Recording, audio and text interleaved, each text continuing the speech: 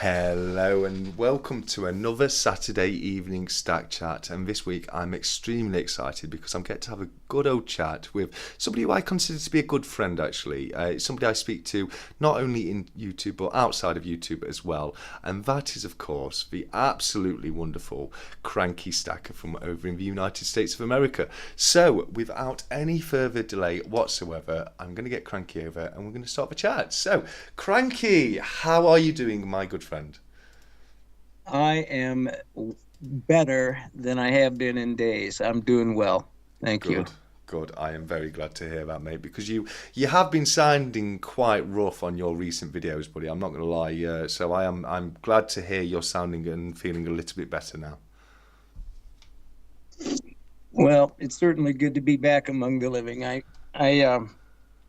It was pretty rough, and I'm not going to lie about that. But I'm back. There's just not too many things that can survive a cranky environment. So. Yeah, I love it. I love it. No, good luck to the cold when it tries to take on the Cranky One. So yeah, no. Other than being ill and resting up, have you been up to much this week? I know you've put a few videos out, haven't you? I'm sorry? I say, have you been doing much this week? I know you've put a couple of videos up, haven't you? But have you been doing much outside of YouTube? I've started a couple of home projects. I was actually hoping to be in a different area of the cranky house here, but that kind of got way late as far as that goes. I haven't been doing too much outside of breathing really the last few days, but Yeah. No. Yeah. that sounds pretty sad, doesn't it? But I haven't done a lot of videos. I've done a couple. I haven't been buying a lot. I've certainly been gifted a few very nice things, but the main thing that I bought recently was the 1/10 gold from um, uh, well, it's the Napoleon, Yeah. the Anders series that we had discussed, and it's really funny. World Money Wins did a video on opening on his, and he was going to put it in a capsule, and so was I, and it's actually 16 and a half millimeters instead of 16, so it doesn't fit. Oh, that's annoying, isn't it? Yeah, yeah, and it was a real falderall as far as the presentation on it and all that sort of thing. But really, we went from 60 some degrees yesterday, which um, obviously Fahrenheit and centigrade is different, but Yeah. that's Yeah, I was going to say you'll have to translate that because that means absolutely nothing to me. Because 60 degrees for us would be like unbearably hot. okay. Okay, well, let's see. I can't think of it was a short sleeve day yesterday, Yeah. and today we had freezing rain um, with 30-mile-an-hour winds. So Okay. it's that's probably close to oh Well, golly, I damn it, man. I was gonna I was gonna look up the temperature difference too. I just did. It's 60 degrees Fahrenheit would be 15 and a half degrees Celsius. So yeah, so we're probably close to zero today for you guys as far as, Yeah. I Yeah. mean, would that be correct? 15?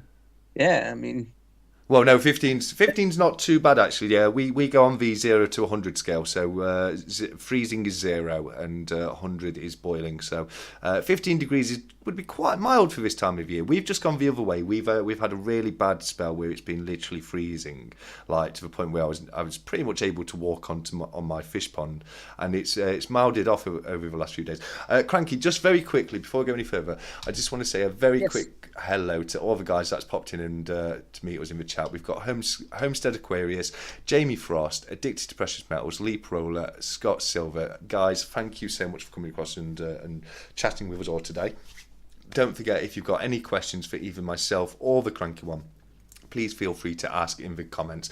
If you could put at the @ sign in Stack Collector Survey would stand out a little better for me. That would make things a little easier. But no, as I say, it's wonderful to have you all here. So yes, Cranky, sorry about that, mate.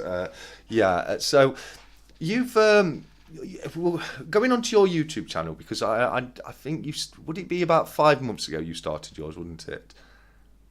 Oh no, it's about a year. No, sorry, I mean for the uploading the videos, because you had a channel for quite some time before you uploaded, didn't you? Yeah, I honestly, it's probably been 6 months of actual, really actual flying myself to any, if you would call it that. Yeah. We've discussed the non-tech savvy part of my life, and I don't know where I'd have been without.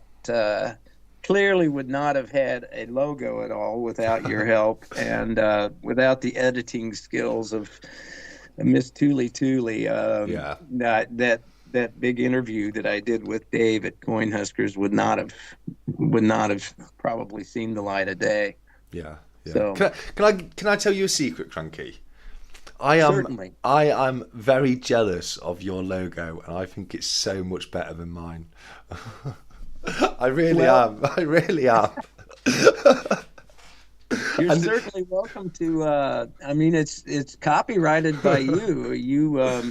If you want me to start paying royalties, I certainly would consider that. No, not at all. Coin Noob. Oh, sorry, mate. Yours and mine. Yeah, no, and just in case anyone wasn't aware, I designed Cranky's logo for him, and immediately as soon as I did it, I thought, you know what, this is so much better than mine. But no, I'm glad you like it, mate. Coin Noob's just joined us, so I just want to say hello, Coin Noob. Thanks for joining us over, mate. Addicted to Precious Metals has put a question for Cranky. Can you guess? Yes, I can, APM. I didn't need to read the rest of the sentence, because what APM has asked is, what is your favourite piece? And it's a question I hate to ask. I hate to answer, because it kind of changes from day to day. But what about you, Cranky? Have you got a clear favourite in your collection there? All of my 50p's. Do you have a favourite in your 50p's? Is it the 1969, or is it one of the other ones? Well, that is a really hard question. I think it is the 69, because that was I just happened to have that here. That was the original, that's the first one you and I really talked about. As far as my liking these, this was the new pence, right? The first design change, yes, as I understood it, or yes, it was it was the first ever 50p. Because the 50p didn't exist in pre-decimal coinage, so that was start of the new modern coinage for British coins as of I think came into effect 1971 was the changeover. So they started minting the 50p's just before that in 1969. It is a lovely coin, and I don't know. I just felt that one was fated to come to you, mate, because. Like you said, we started speaking about that, and you told me that your favourite coin was a 1969. And when we first started speaking, it was through your love of 50p's, and it was because I did the 50p hunts early on in the beginning of the channel, wasn't it? And you probably won't remember this, but the first time we ever started talking, in one of the hunts, I found an old large 50p in the hunt, which wasn't supposed to be there, and we started speaking, and you told me it was a 1969 that you were after, and I thought, well, let's have a look at this one I just coincidentally found in this hunt, and lo and behold, would you believe it, it was a 1969. So at that point I knew it had to get across to you over there, mate. You cannot argue with that. That's no. That was a meant to be thing there for sure. Absolutely. Yeah. Yeah. No. Definitely. I definitely believe so. I believe it was fated to go across to you there. But you have got a great little collection of 50p's coming up, haven't you now? Oh yes. I mean, look at these. These are. I just love every one of them. I mean, there's. This is a nice. Yeah, no, that's great. That's one of the old ones, isn't it? That's a NHS 50p. Yes. Yeah, actually, I thought that was quite funny, Cranky, because I've had it in the past, but that's you actually own a 50p that I don't own myself. So well done. Here we are, 2019 Sherlock Sherlock Holmes. Holmes. I think that's Yeah. what I sent you for the 250 subscriber giveaway, wasn't it? That you won on my Yes. channel. Uh-huh. Yeah. Yeah. I mean, I can't pick a favorite one. They're just every one of them is so Is it? so Is cool. it? Except 69 is the quintessential for me as far as Yeah. I just love them. Yeah. Love them. Oh, They are absolutely great. The one with the flowers on there, that's with fuchsias. Is that Guernsey? Is it that one? I'm sorry. The one of the 50p's you just picked up with the flowers on. I think that's a Guernsey 50p, isn't it? In 1997, yes, Bailiwick of Guernsey. Yes. Yeah. With the type of flower that's on that is fuchsia. It's a lovely coin. It's one that I've got in my It's a my nice collection coin. myself. Yeah. Very nice. Yeah. It is a I'm lovely little coin. I'm happy to have them all. I feel like a home for if you have any 50p's at your place that are misbehaving, send them to the home Absolutely. for wayward 50p's over here. Absolutely. I've mentioned that to all of my 50p's, mate. If they don't behave themselves, they're getting sent across to you. Well, Absolutely. this is the most recent as well. This just blew my mind. I haven't even taken this. I don't know what the back of this looks like, Stack. Yeah. Yeah. No, it's just the normal normal Martin Jennings 50p on the back, so it's nothing too special. Have you got a Martin Jennings 50p yet? One of the memorial ones or the coronation? Yeah, I think you've got the coronation, but in the bunk packs, haven't you? Um, the Are you talking? Is Yes, no. So you've got the ones with the crown on, haven't you? But have you got the 50p's with the new king on it? Oh no, no. No, I'll definitely have to get one across to you. I've just noticed we've had a few more people join us across. We've got 365 Days of Silver. Hey, 365 mate, always awesome to have you here. Okay. John West is here. Spokane Silver Stacker, I think that's pronounced, and the amazing Lee. Spokane. Yeah, Spokane and Lee Prola too, guys. It's amazing to have you all here. So thank you so much for joining us across. And Hey y'all. Homestead Aquarius has popped back in. He was in earlier and he did say he would be back. So it's great to have you all here, guys. Right. Appreciate everybody showing up. And it is Spokane. It's a very common mispronunciation here in this country, much less anywhere else in the world. It's Spokane. Oh, okay. Okay.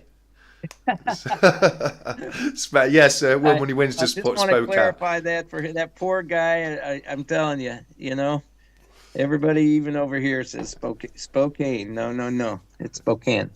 And it's Spokane. the Willamette Valley, or the Willamette River, not the Willamette. Um, Yeah. anyway, yeah. Okay. Well, another fun fact to know and share if you care. Absolutely, absolutely, I love it.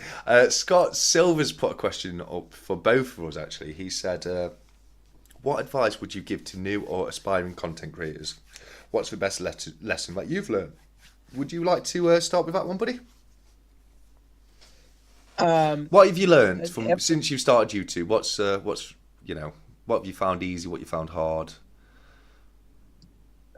I think for me, and this is just I think a lot of it depends on how you where you want to go with your channel. I mean, like hitting 500 subscribers was a personal goal for me. Um, but it started out to be 100 subscribers. Yeah. And I I really I was so nervous when I made my first video. It's really funny. It was a shout out to Legacy Stacker, and then I did Yes. it in black and white. Yes. And it's I go back and watch it. It's pretty funny.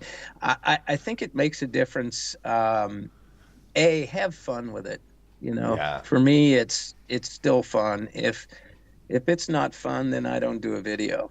Um, and I like to make people laugh when I can. And at the same time, I like to share a little bit of what's going on in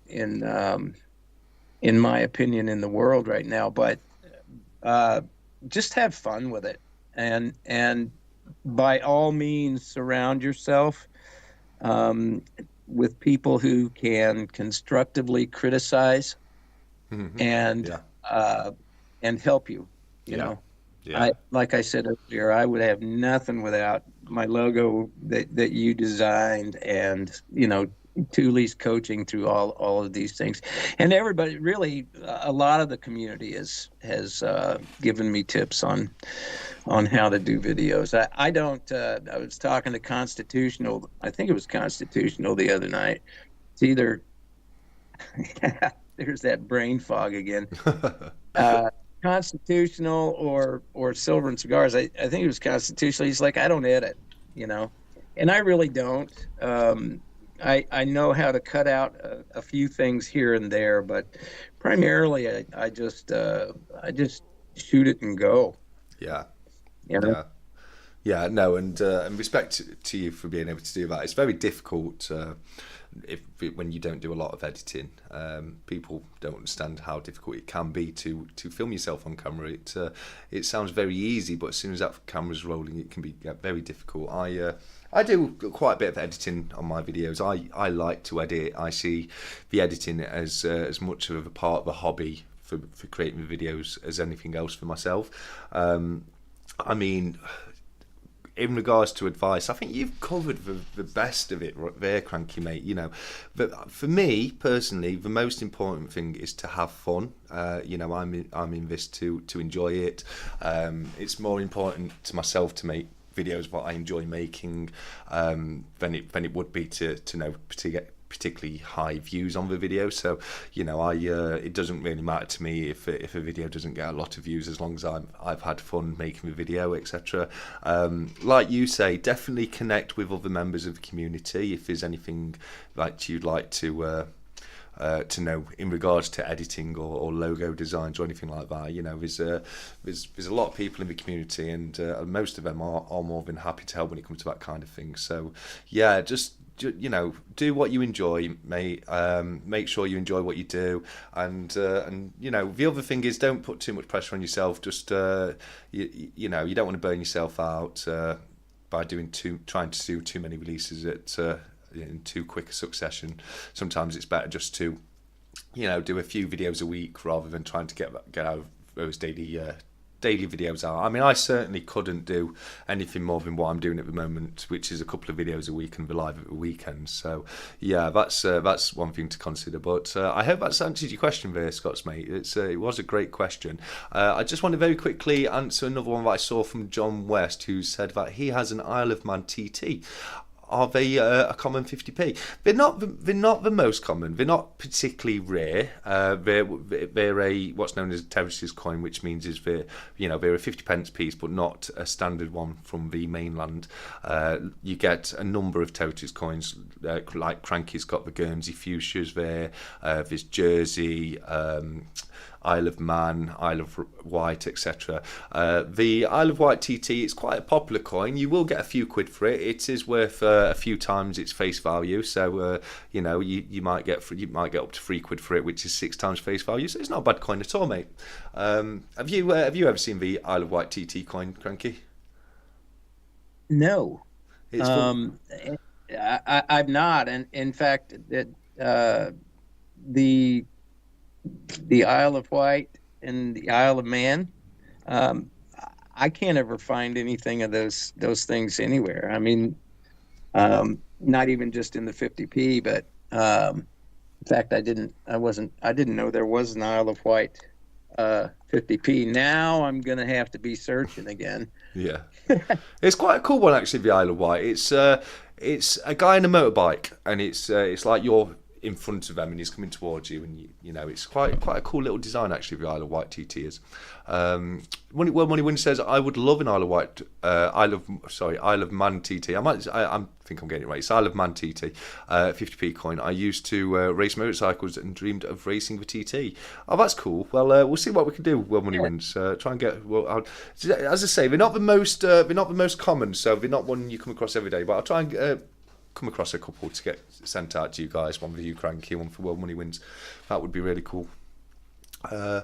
Man has the TT, White has a scooter rally. No, fair enough. I think I'd rather the TT. So, although scooters, would that be the old Vespas and Lambrettas? Because they're quite cool, aren't they?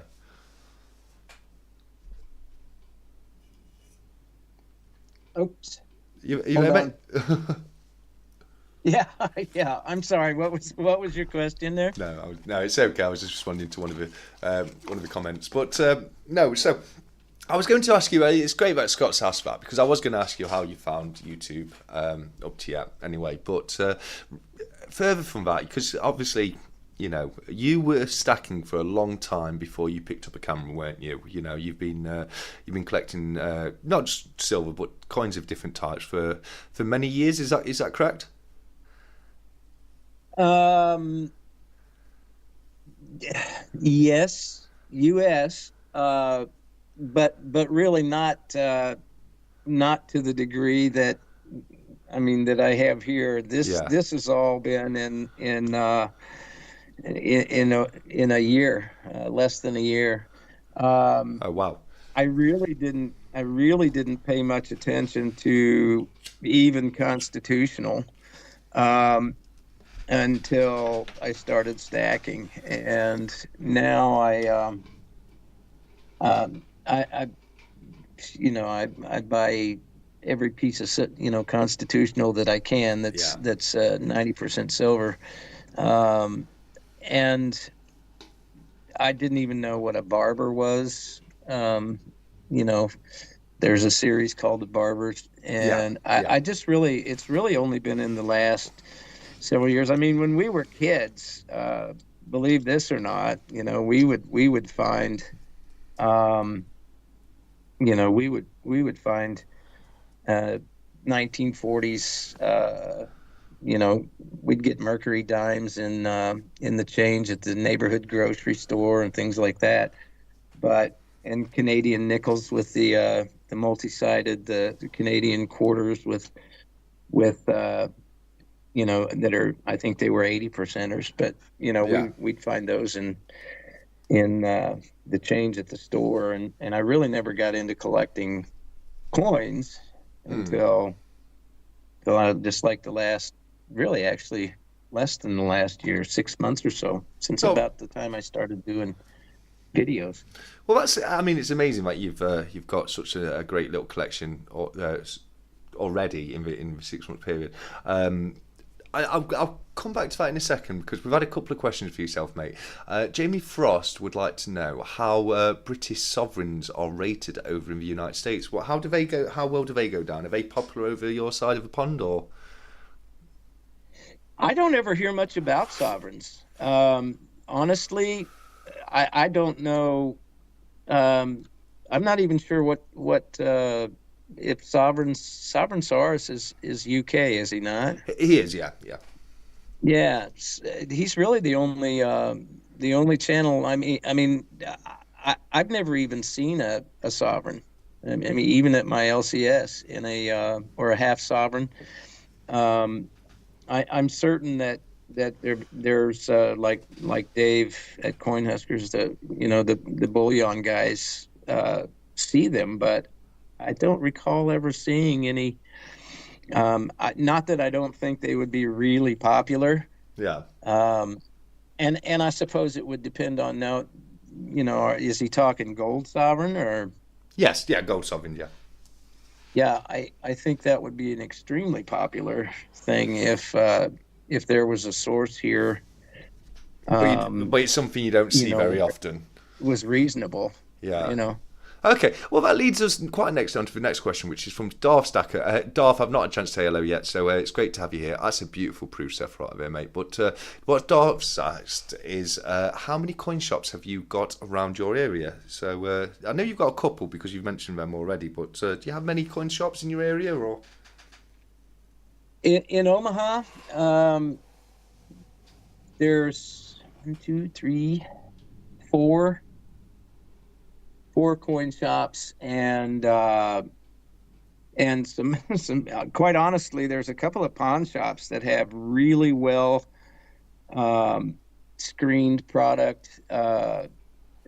I wouldn't count them as a coin shop, but I go there, fairly regularly because they know what they're doing, and I get some pretty good deals every once in a while. There's four coin shops, a couple of pawn shops, and then the bullion dealer here in the local bullion dealer. Um, that's that's all that I mean, there's a couple that I will not go to. Yeah. Is that Uh, is that because they're because yeah, it's not just reputation. It's just the character. To yeah, me, there needs to be a relationship in yeah, that yeah. in that business deal, and that's important. There's a couple that I go to, and that's it.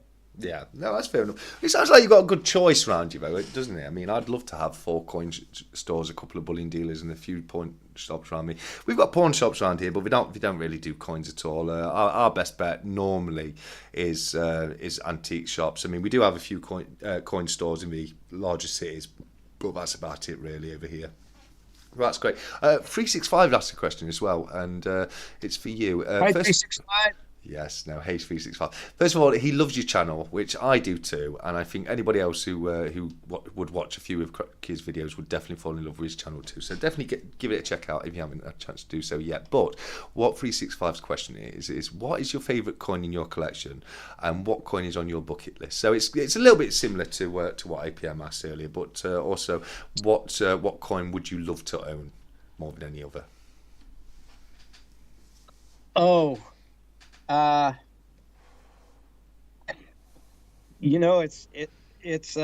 I was just thinking about that just the other day. I was reading something about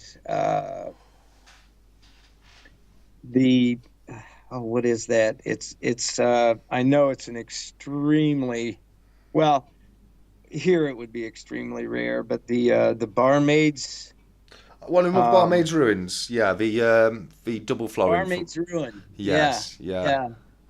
Oh, I think the backstory on that's just fabulous. yeah, isn't it? Isn't it just? Um, is just the idea that somebody would screw over a barmaid back in the day by flipping one of those coins.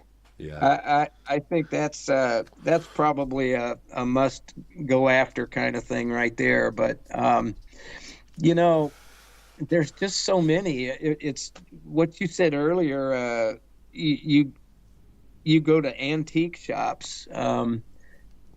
Some for coins. Antique shops for us is like anything over 50 years or 100 years, yeah, and for you guys like antique shops, I was always amazed at the and this is non-metal related, but the uh the antiques for you guys is like 200, 300 years old, right? oh yeah, they can um be. Yeah, I think my yeah, the pocket watch I picked up recently, the one that still works, that's coming up to 200 years old.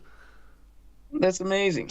you Yeah, know I mean, our country's not as old as some of the furniture in your country, yeah. um, much less the coins. I But didn't. I don't know if I answered 365 well enough. I just, I graciously pick up any coin that I can, add to the collection because yeah, you know me. I'm not. I like the worn coins that have been circulated yeah, and have a history to them. yeah, But if I were to go and this is like way out there for me somewhere. It would be probably a gold sovereign, and I do like the crowns and the half crowns and the sovereigns and the half sovereigns and things like that. That Yeah. would be like way out there, but I'm not I'm not a man of the means that I used to be. So maybe someday Yeah. we'll see. Well, I have I might sorry, mate, I go on. might sell my silver and just start just I'm concerned about that. I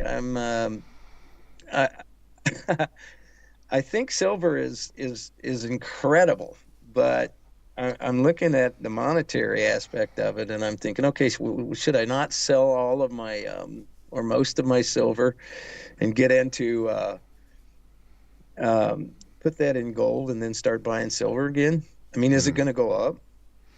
Yeah, no, I know what you mean. I know exactly what you mean, mate. It's always a difficult choice to make. I'm one of those kind of guys that when I'm waiting if I'm in the car, I'm waiting in a lane, and the next lane, the lane next to me is always moving faster. As the second I move across, that lane slows down and the other lane moves faster. And it's the same with everything else. If I put all my money in gold would crash, and it's I'm just that unlucky with things. But I mean, for me, I would find that very difficult, and I've said it before that I don't buy much of the same thing, so I'll buy one or two of a coin and move on and get and pick up other pieces. So it'd be very, very difficult for me to sell my stuff.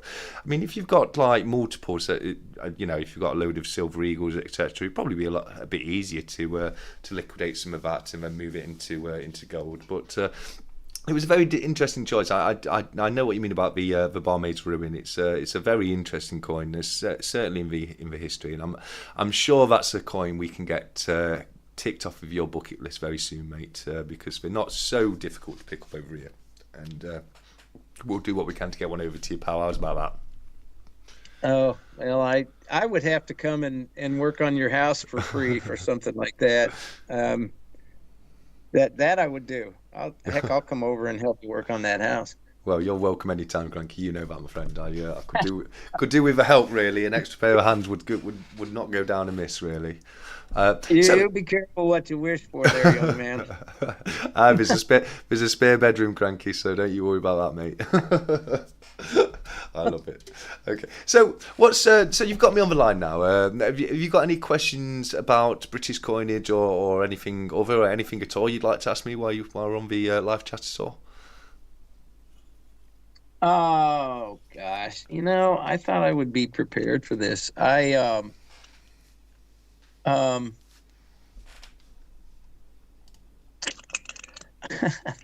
I'm drawing a blank. This is It's very so easy. exciting stuff, is it, guys? It's fine, mate. It's so easy to do.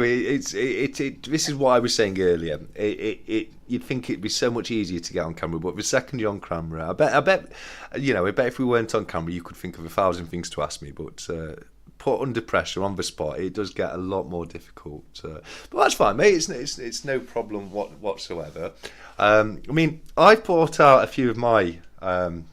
All of my American coinage or American-related coinage. There's a couple that aren't actually American coins, but they like the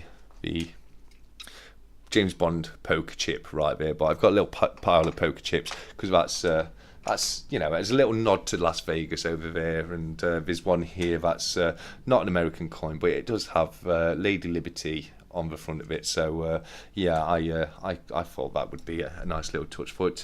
There's a few back there that you've sent across, isn't there? You've been really generous in a few pieces you've sent across to me, and one of the things you've sent most recently is this Indorhard Pioneer round right here, which is I've got to thank you again, mate, because I've been after one of these for a long time. They're super difficult to pick up over here in the UK, and for you to have sent myself and Cobra one, it was a massively generous thing. And you also sent the Bison rounds as well, which we are happy to say it has been cleared. A official adjudication was made by 365 Days of Silver, and we can agree it is a Bison that's on the round, isn't it, Cranky? Well, I still 365 certainly did a wonderful job of He mediating did. that negotiation there, but he was drinking, I think, out of a bottle that said Buffalo whiskey, didn't he? Yeah, yeah, he was. And it Yeah. didn't have a picture of an African buffalo on there. It had a picture of a bison.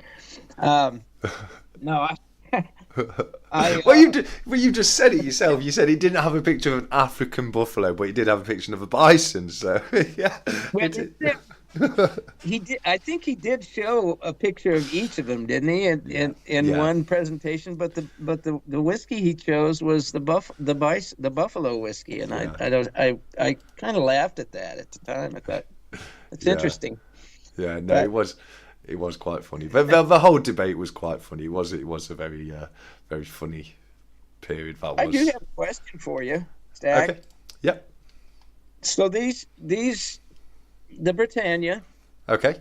is like um basically is like our American Silver Eagle, right? Yes. Yeah. But can you, if you went to the store, um, is that a British coin? Is that something that is legal tender? Okay. Um, It actually is a great question, it, Cranky, because people it even over. certainly is worth more than the face value. Yes, yes, it is. Now, even people over here get that wrong. And yes, it is legal tender, but legal tender doesn't mean it has to be accepted by a shop. Legal tender in the UK only applies to debt law. So legal tender only has to be accepted if you're paying off a debt. So it's a shop would probably not accept it. They probably wouldn't know what it was most of the time. Yeah, like you say, it's actual, intrinsic value for its silver, with the premium, with it being a raw mint piece, is worth a hell of a lot more than the actual legal tender value of £2, which is quite interesting because the one you've got in the little red and blue box, which is a silver crown.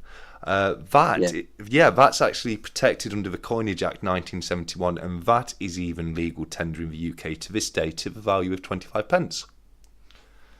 Wow.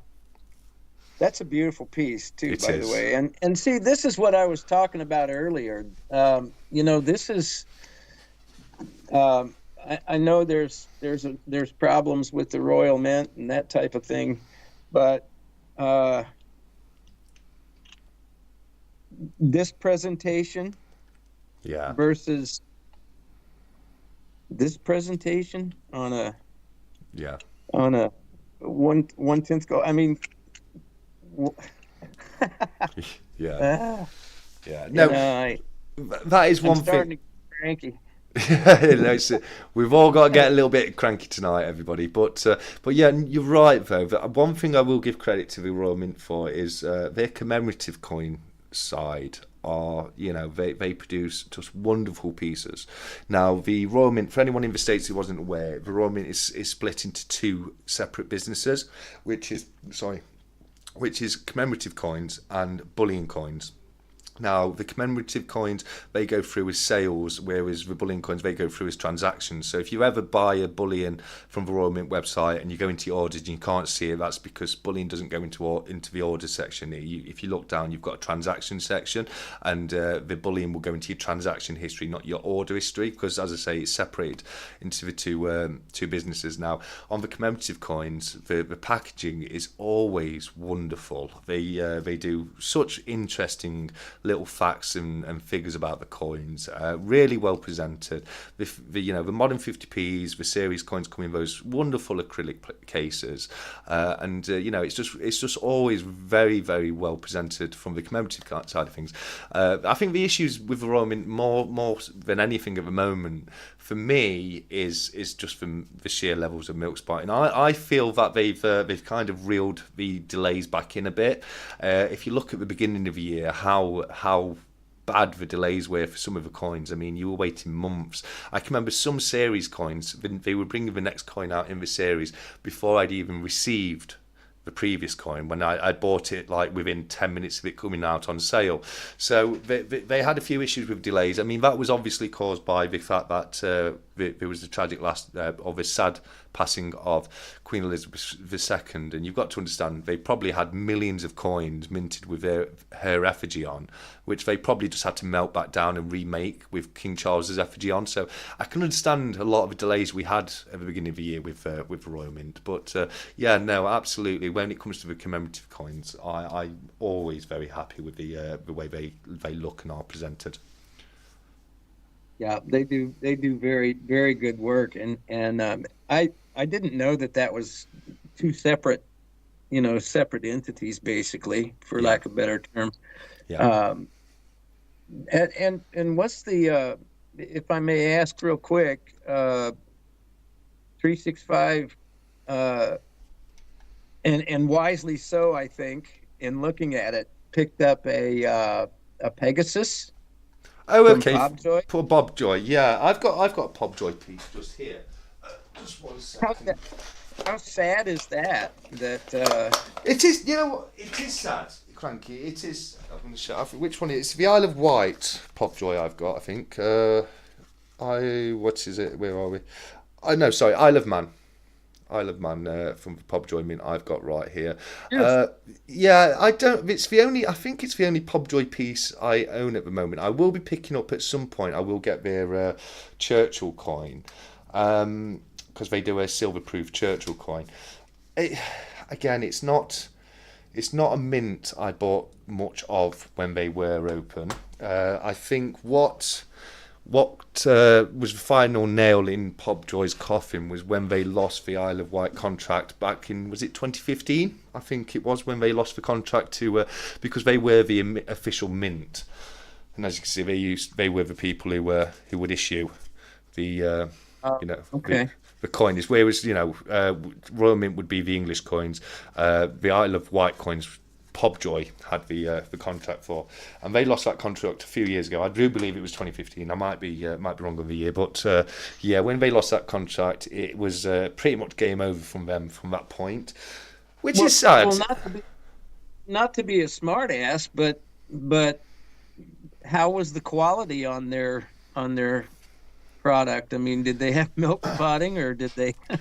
No, I mean, not so much. Not to my knowledge, anyway. I mean, as I say, I didn't purchase too much, but I mean, the stuff they were doing was more akin to the kind of stuff like this here I've got right here. I think is the actual equivalent to what you have right there. Is it 1977 the coronation, or was it 72? Yes. I always get the silver anniversary and the wedding mixed up. So this is the actual. There was a series. If you read, I think you did, didn't you? You read out the information you get with the coin you've got in your hand right there. Yeah. And it told you that there was one from different places around the world, and this is the one that was issued for Isle of Wight. And it's a series I thought about getting myself. Just to get the different ones, but it's not exactly high on my to get list, really.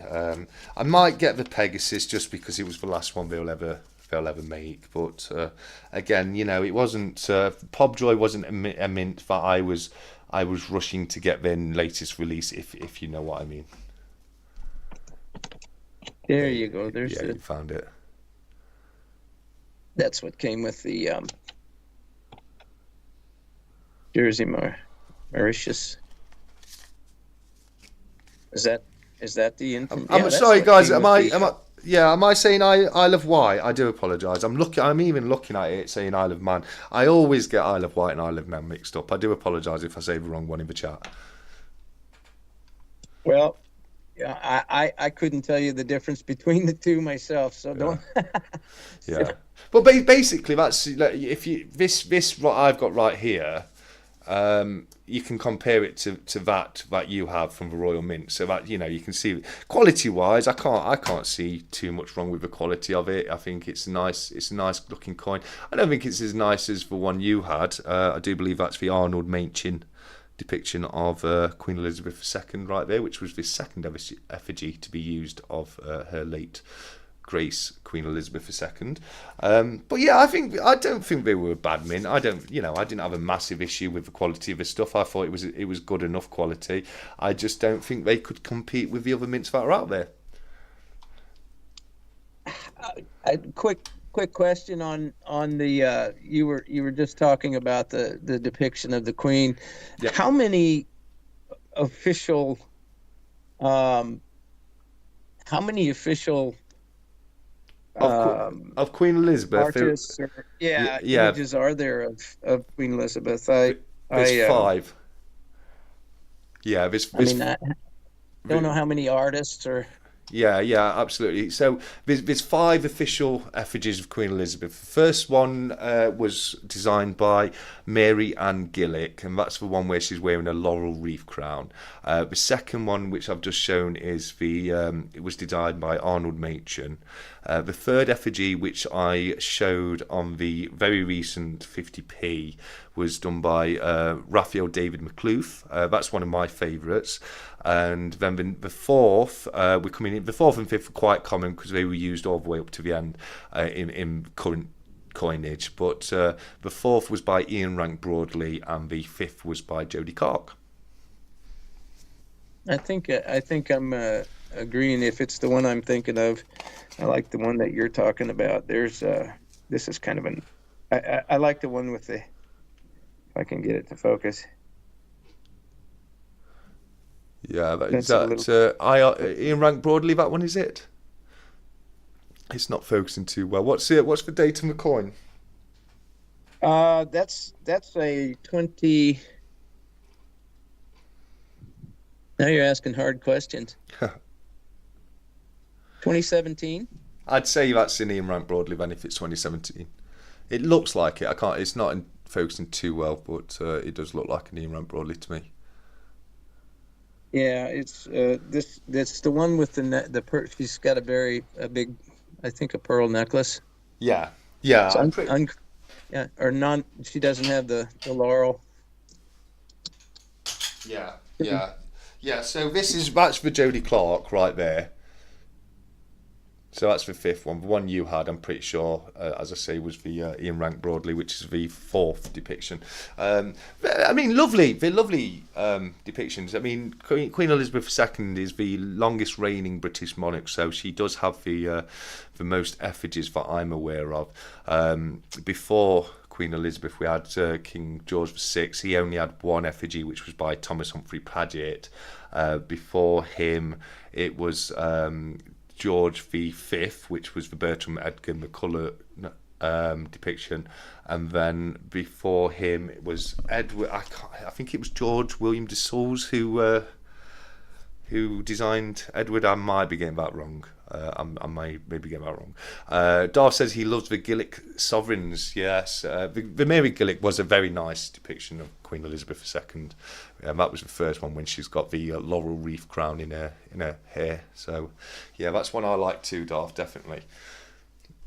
So, you obviously you're a big 50p fan, aren't you? So is that like just easily your favourite British coin? Is it? Oh well, yeah, easily, but yeah. I mean, look at this. You know, these. That's just a 10 pence. Is that 10 pence or is that an old pound? Looks like an old pound or an old shilling. Shilling. This is shilling. Yeah, I'm sorry. Yeah. So it's an old 5 pence. There's a shilling. Yeah. This is a 1959 6 pence. Cool. I mean, I just love everything. Yeah. They're just, as a series though, the 50p is absolutely, but you know as well as I do that when I got these from you, that was like the epitome, Yeah. And then, I mean, there's just so much in all of these. This is, here's a 2 shilling 1948. Yeah. Yeah. You know. Also known as the florin for 2 shilling. Well, I always Oh, prefer to call it the florin. I do 2 shilling. well then. See, I learned even today. Yeah, yeah. They changed it. It was known as the florin for a long time, and then they actually put 2 shilling on the coinage towards the end. But I always preferred calling it a florin. It will always be a florin to me. I think you did. Didn't you do a video on that? Um, I think I've covered in a video. I've definitely covered the nicknames of the coins before. Like so, the florin would also be known as a 2 shilling or a 2 bob, which shilling was a bob. So, as I say, shilling bob, and then a sixpence would be known as half a bob or a tanner. A 3pence was sometimes known as a joey. So they all had very interesting nicknames. The old coinage did. I'm not sure where they came from all the time, but very definitely interesting. I was kind of laughing the other day. I can't even remember who I was listening to, or if it was even on YouTube or whatever. But they were talking about a quid. What's a quid? And I kept saying it's a pound. It's a pound. Yeah, yeah. I believe it comes from. Like, for God's sakes, man. Yeah, I believe it comes from Latin quid pro quo. I believe that's where the term quid comes from. Hey, I knew it though. I mean, it's Yeah, like, even the cranky one knew that one. Come yeah, on. yeah. No, absolutely. Well done, Cranky. I'm impressed with that. But yeah, no, a quid is a pound coin. Absolutely. Yeah, definitely. No, I am loving. So what year? I know you grabbed the proof set earlier. What year is that? That's a lovely looking set. And Stephen's just joined us in the chat. So hi, Stephen. Thanks for coming, mate. And Hi, Stephen. and hey to anybody else who's popped in. I've not had a chance to say hello as of yet. I know Space Miner's here and Golf 2 Stackers Pop Dice. So thanks for Space Miner. Yes, no, it's always great to have Space Miner over. It's Space Miner who's got the amazing channel round, isn't it? Yes, and Yeah. I actually I had that sitting right here earlier. Um, Besides the Kookaburra and his channel round, those were the only. Now, what have I done with it? Well, I had it out here on the thing, and I thought, well, I'll take that down because we are talking British coins today. But Space Miner explained something to me in his video. He had the glow in the dark coins. I don't know if you saw that video yet or not. I've not seen that yet. Um, That sounds awesome. Ray, it's brilliant to have you here, buddy. Thanks for joining us, mate. I'm like, that is so cool, and how in the world did you do that? And his answer was, it's tritium. Okay. And I thought, cool, what's tritium? I mean, Yeah, I'm start guessing. from square I'm guessing. one again. Well, I'm guessing it's some kind of chemical that glows in the dark. So yeah, I assume at least anyway. Golden Goose, it's great to have you here. Brilliant to see you in the chat. Yeah, no, I'm gonna have to check that one out. That sounds like a lot of fun. 365 says really wants one of those Space Miner rounds. They look amazing. They really do. I know people were talking about how good they looked in the last chat, and yeah, I can only confirm that, mate, you have got an amazing looking channel round. So well done on that one, buddy. It's in night sights on guns. Not sure what World Money Wins is referring to. Oh, Trinium. Trinium is in night sights on guns. Okay, that's really interesting to know. I thought it was a gemstone or something. No, yeah, I don't know. It sounds chemically to me, but now you said gemstone, trinium, it does sound like a gemstone too. So yeah, I don't know. I'm not sure. But we do know it's used in night sights. So tritium. Oh, well, now you're speaking my language. Yeah, if I had thought about it, I know what tritium sites are for sure. Yeah. Now we're talking. Oh, it's radioactive. So it might be what I'm thinking of. Is it the stuff that they used to use to paint watch faces with? You know, the little for the glow in the dark bits. Because I know that's Spaceman said it's hydrogen-free gas in a glass vial. Luminescent comes from a photoreception coating on the inside of the vial. That's cool. Titium was on watch hands to make them. Yeah, okay. Yeah, I know exactly what it is, Van. Yeah. You used to be able to buy it. It's as Homestead says, it's what they used to paint the little hand. They used to get those little squares next to the number that glow in the dark on a watch, and that was painted with titium. So I do know exactly what it is. Used in compasses too. Yeah. Didn't that kill a bunch of girls? Yeah, I think. It's very radioactive. Very radioactive.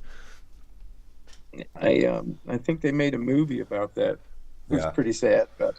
I followed this guy. It was a documentary. I followed. I can't remember if it was a documentary or it was some kind of show anyway. And it was some kind of restorer, and he used to restore old clocks and stuff like that. And he needed some of it. And the way he used to find it, he'd go around antique shops with a Geiger counter. And he hit the jackpot because it's a banned substance. You can't get it anymore. It's worth a lot of money because it's not. I don't think it's produced like it used to be either. And he had a guy count on him, and he actually found a tin full of it in the back of an old clock. Wow. Yeah. Oh, that's a great find. Yeah, absolutely. Definitely, it was a very interesting watch. Can't remember what I was watching. It would help if I could, but no, I can't. It's among one of the rarest elements on Earth, says Space Miner. I know H3 is definitely one of the rarest elements on Earth. I'm not going down that route, but I know H3 has been found on the moon, which is very interesting because I believe that we have to. It's not H3 isn't really something that's found naturally. It's something that's normally synthesized, and I know it has been found on the moon in quite large numbers, which is really really interesting. And one of the reasons why we're looking to go to the moon more often now with countries like China, India, the States are looking to go back to the moon now, and H3 deposits on the moon are one of the big reasons why people are doing that, if anyone didn't know. But very interesting. I'd love to. Have you seen that we're looking to go back to the moon? Have I seen what? That NASA's putting a mission together to go back to the moon? I don't pay much attention to to that. I don't. We had to figure out how to take care of this place first. I could see how there would be lots of things out there that we could probably use, especially minerals and that type of thing. But I kind of lost hearing from you there for just a second. But I can't see. I can't see us going out there. I mean, why not spend the money on something here? Well, that's true. I mean, I'm all for going back to the moon. I think it would be, who knows what we could learn from going back to the moon? Who knows what minerals we could find and what potentials they could have. But I definitely agree with what your sentiment of we really need to get terra firma sorted out before we start going anywhere else. But there's. That does raise the question of the conspiracy theory. Did we really go there at all? and yes, Ray has put in the chat. But was the moon landing real? Look, the moon landing to me is I'm on the fence with it. I can't decide. I can't decide if we did go to the moon at that point or if we didn't, and there's just been unmanned missions to the moon. I don't know, but I think it's so cool that because I can't remember the name of the mission, but I do know the name of the new spaceship that they're using is called the Orion, and I'm really excited to find out what'll happen. I think there should be people living on the moon. We should have like a little. By now, we should have a little, like one of those moon bases, and we should be learning from that how to get to places like Mars and stuff like that. It just makes no sense to me why we're not doing that. James Reel's here, so James, it's always great to have you in the chat, mate. There was no moon where I lived for 4 days, so Well, there you go. There you go. Then, yeah, I think the moon itself is a conspiracy and doesn't actually exist, as it was turned off for It's 4 days. flat. It's flat. The Earth's round, but the moon's flat. Oh, I like it. I do like it. We Roman can reigns. just go disc to disc. Disc to disc, yeah. Do some skimming. I love it. Yeah. Anyway, let's say something about silver before we go too far into a rabbit hole, because I skirt around the edge of it every single week. I keep joking about it, but I think at some point soon I'm gonna have to make a second channel where I just do a weekly podcast talking about conspiracies. I really can see that on the horizon. It keeps calling over to me.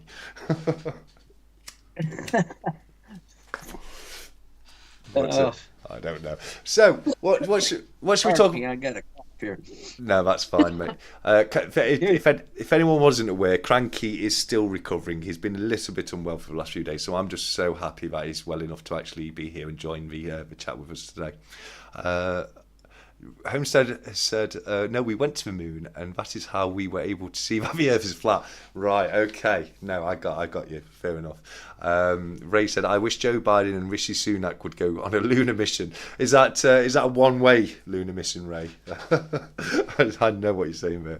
I'm still waiting on your new channel, Space Minder says. Yeah, no, I think it would be a lot of fun. It would be a lot of fun. I might give it a go and see how we get on. But yeah. Let me get more on top of this channel first before I start thinking about starting any of the second channels. Oh, we've got a fan of your accent, Cranky. Golden Goose is a big fan of the American accents. Whose accent? Yours. Mine? Yes. I don't have an accent. It's really funny. I don't think I do, but I suppose it's a little bit hillbilly. I definitely grew up on the redneck side of things, and it is a little bit hillbilly, and it's kind of a little bit of southern Missouri hillbilly kind of thing, the Ozark area. So I guess I do kind of have an accent, but you guys, and I'm speaking broadly here as far as the UK. Miss Lori just absolutely loves listening to you guys' videos, you and 365 and APM, and I mean everybody. Every time I've got a video on, she's listening to it. But the new star is Scott Silver. Yeah, Scott. He's got a great channel. She's in. I told him that she's in love with his accent, and would love to come and see him. And I had told her I would be happy to drive her to his place, but she thinks that you guys' accents are absolutely the best. Well, thank you. Mine's rather that of a simple kind of man. You know, I have to commend you guys. There's a little discord going on around over here, just a little bit, and it's really something I think will pass pretty quickly. But you guys do seem, even in Discord or whatever, you just, how can you stay mad at somebody who speaks so eloquently as you all do? Your accent and your proper just have a 5 doing things. It's nice. It's refreshing from this end of the globe. Well, you just have a 10-minute conversation with my ex, and she can tell you exactly how to stay angry with me, my friends. It is definitely possible. Absolutely. So we've had a question from Scott. Great question, Scott Silver, who said, "What's your thoughts on collecting precious metal bullion all rounds other than silver and gold, such as platinum or palladium? One that's come onto my radar recently is indium." Now, I think you're great to answer that, because I do know for a fact that you do stray away from silver and gold every now and again, don't you, Cranky? Nickel Stacker does. He's got palladium, I think. Hmm. Really, the only straying I do is a little bit of platinum. Yeah. I think that given the history, like I've got a few little 1/10s here, but I've been following that a little bit, and recently it's really there's a source for these 1/10 Britannias that if it gets down to like $105, I buy Yeah. because it's constantly hovering. Today I bought these at 104 a piece, and it constantly hovers right around 120, 140. Um, Today it was at 118 Hmm. a tenth. And I think historically it's probably the most undervalued right now.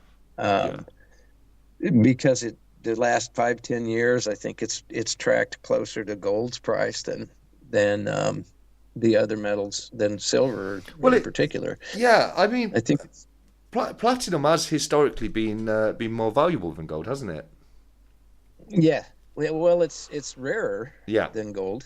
Yeah. Uh, so yeah, I think it's undervalued.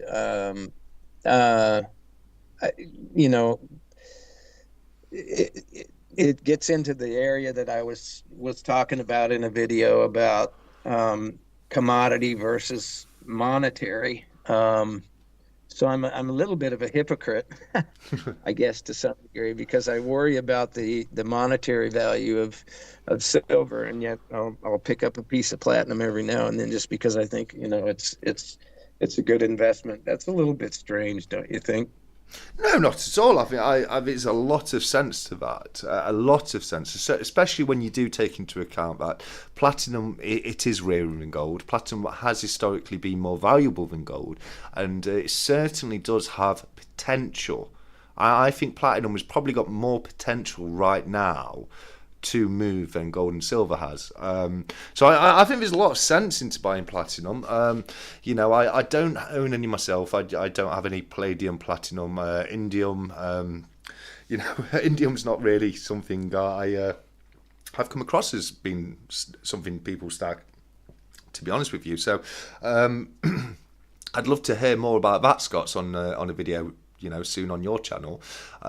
Scott's, if anyone wasn't aware, Scott's is the channel I've got booked in for next week's Stack Chat. So I definitely would love to touch on that a bit more with you then, buddy.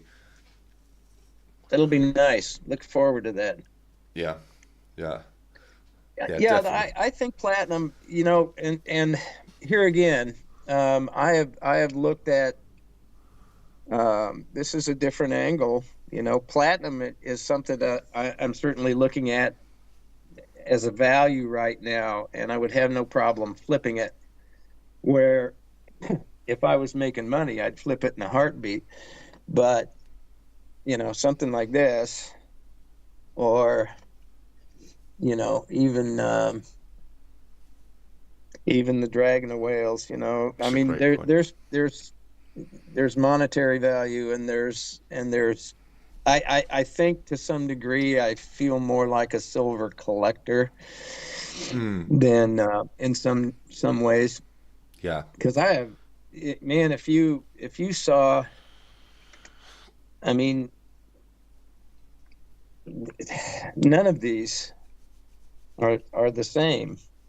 I pick up bits and, as they would say, bits and bobs, bits and pieces here and there, and I just love, if I like a design, I like snag it. There's mm, one design that I've really had a hard time with, and maybe you can help me with this. okay. Um, I love this piece. I picked up two of these. I don't know if you can see that. It's Lion Seska. Yeah, yeah. Oh, I cannot. it's a Nui coin, isn't it? I know that much. Yeah, I cannot get this thing. I mean, it weighs out. I can't get it to ping. I can't get it. I felt like it just, I don't know. There's something about that one right there that I loved it. And this is really the only thing I feel like I ever got tagged on. Yeah, yeah. I'm becoming a huge fan of Nui. I really am. I can tell it's Nui because you've got the Nui coat of arms right there on one side of the coin. They've got so many brilliant coins. We've sparked up a little bit of a debate regarding platinum in the comments, which is great. James Reels just put silver to survive, gold to retire, retain wealth, platinum for speculation. The last platinum for speculation, definitely. I agree with that. I think that's a great comment there. 365 says he loves that. Space Miner agrees, and that's what I mean by the potential. Who was it? Somebody was it? Born Skydive said, it's all about supply and demand, and it is all about supply and demand. And that's the thing with platinum. A few years back, platinum was super popular. Everyone wanted a platinum wedding ring. It went massively up in popularity. I think it was COI Sterling was saying when he came on that he's got a platinum wedding ring because he got married at a time where platinum did spike. So what I'm saying is, platinum has dropped down in popularity over the last few years, but it does have the potential to become popular again. And if it does, you could see some good returns on it. It's not guaranteed, and like Bon Sky said, it is. James Real said it is speculation, but no, definitely. I would never criticise anyone for buying platinum anyway. What are those you've got there, buddy? These are some little 1/10. This is the platinum 1/10 Britannia. I don't know how well that's showing. Yeah. Can you see that at all? Yeah, I can see it pretty well, mate. You've got the standard Britannia. And then the gold, 1/10, which is twice the price of 1/10 of platinum right now. With the growth potential on this, I can't see the platinum not being a good investment as far as, like I said, for flipping for me. I love my fractional gold and silver, but the at a tenth of an ounce at half the price of what the gold is right now, I think the potential's there. I'm like you, and even if I only make a few dollars on it, it's something like I said I'm willing to flip. And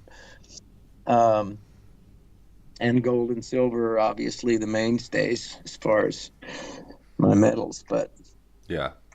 I mean, to be honest with you, gold and silver, they're always going to be the main two, aren't they? Really, when you think of precious metals, it's gold and silver is going to be your go-tos. But I think when you look at it as an investment, it has the exact same potential to go up and down. I think any precious metal is going to go up over time.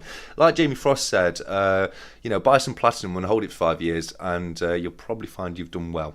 Spaceman says platinum is all about volatility. Volatility can be good in investment. It can be good, especially for short-time investments. If it's a very volatile stock, because you've got the ups and the downs, and you can buy in at the right time and sell out at the right time. So a little bit of volatility is not necessarily a bad thing. That could work in your favour. If you're looking at long-term, hedge against inflation, that kind of thing, you're looking more towards gold, aren't you, really? Addictive Precious Metal said he's going to pick some up at some point just to say he's got some, but I don't know. I mean, I'm open to it. Maybe. I mean, I've got so much gold and silver I want to buy. Platinum's not even on the list yet. So, but who knows? In a couple of years' time, when I've knocked off a few more coins that I want to get knocked off the list, then I might look to add a bit myself. You did tell Jamie that I will be happy to be anywhere with gold, silver, or platinum in my hand in 5 years. Yeah, yes, yeah, absolutely. I think any gold, silver, or platinum bought right now is going to have gone up in value in 5 years' time. It may not have shot the moon, but I think you will have a general, gradual, steady increase in value. I just want to be around in 5 years. Yes, And yeah, yeah. That's the main one. after this last week, I'm Yeah, yeah. That's the one that I want to. The one I want to mature the best in 5 years' time is TSC. Definitely. TSC or Cranky, stop overthinking. I've been doing this for 38 years in 2 weeks. Wow. No, that's cool. That is really cool, James.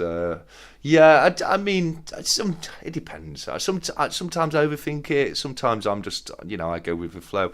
When I buy, for me personally, I buy what I like. I buy the pieces that I really love, and I've said it before on the channel. I've got no immediate wish to sell any of my pieces of silver. I really would like to leave them when I'm gone. So it's obviously I don't want to see my silver coins lose value. That would be awful either way. But for me, because I'm not looking to flip at a profit, it's not going to, it's not. I'm not watching the spot price constantly, if you know what I mean. Gold 2 Stacker says Cranky legend, and I couldn't agree more with you there, GTS mate. Cranky is an absolute legend. ah, that's too kind. I'm not a legend of any sorts. However, No, you are. You absolutely are, Cranky. I'm going to have to disagree with you there. You are a true blue legend in the stacking community, my friend. I gotta say the only thing I can ever hope is to leave the world a better place than I found it. And if something I say makes somebody smile or upsets them either way, at least they're not going to forget about me, right? No, that's brilliant. So I love that. No, you're definitely not going to forget the Cranky One in any time soon, are you? But that's one of the things we love about you, Cranky. I've so enjoyed watching your channel grow over the last 5-6 months since you started putting out the content. I absolutely remember your first ever video, which was the black and white. Shout out to Legacy Stacker. I can remember it like it was only yesterday, and it was nearly half a year ago now. It's been a crazy year, hasn't it, in the stacking community? It's a lot has changed if you think about what it was like this time last year to what it is now. it really has, and there the growth of my channel we're back to that community thing again. Yeah. And I 365 and yourself in particular, shiny precious metals. I mean, I don't think, for sure 365 has influenced me as have you. You are like truly friends. Thank you. And it is all about, sometimes whether you think about it or not, you do something for somebody that really is just is just saying something or throwing a comment into a section that makes a difference. And I've been really excited to see and didn't really realize it. To me, and this is kind of naive on my part, but when I started the channel and was looking at quote unquote the community over here, I really had no idea how involved it was, and it was it's quite a great thing, and I did not realize that really the UK didn't really have as much of a group called that considered themselves a community. I really I didn't know that. I didn't understand that. It's just like, haven't you guys always been there? So that's been kind of neat to watch that develop too with the core group. And it's just like over here, there's a core group for this community, and it's been really cool watching the UK community and it grow. And Yeah. the Stacker Social, I can't even keep up with the chat on there. Once in a while I pop in, but what a wonderful thing, you Yeah. know. I mean, you get on there. And by the way, this is like totally off subject, and I hope I don't throw you off your agenda or anything here. But I want to ask something here while I have it on my mind. You feel free, buddy. CY isn't with us, is he? I've not seen CY as of yet today. He does normally pop in, but it's you know, with it being Saturday, he may be out or something. But I've I not. would.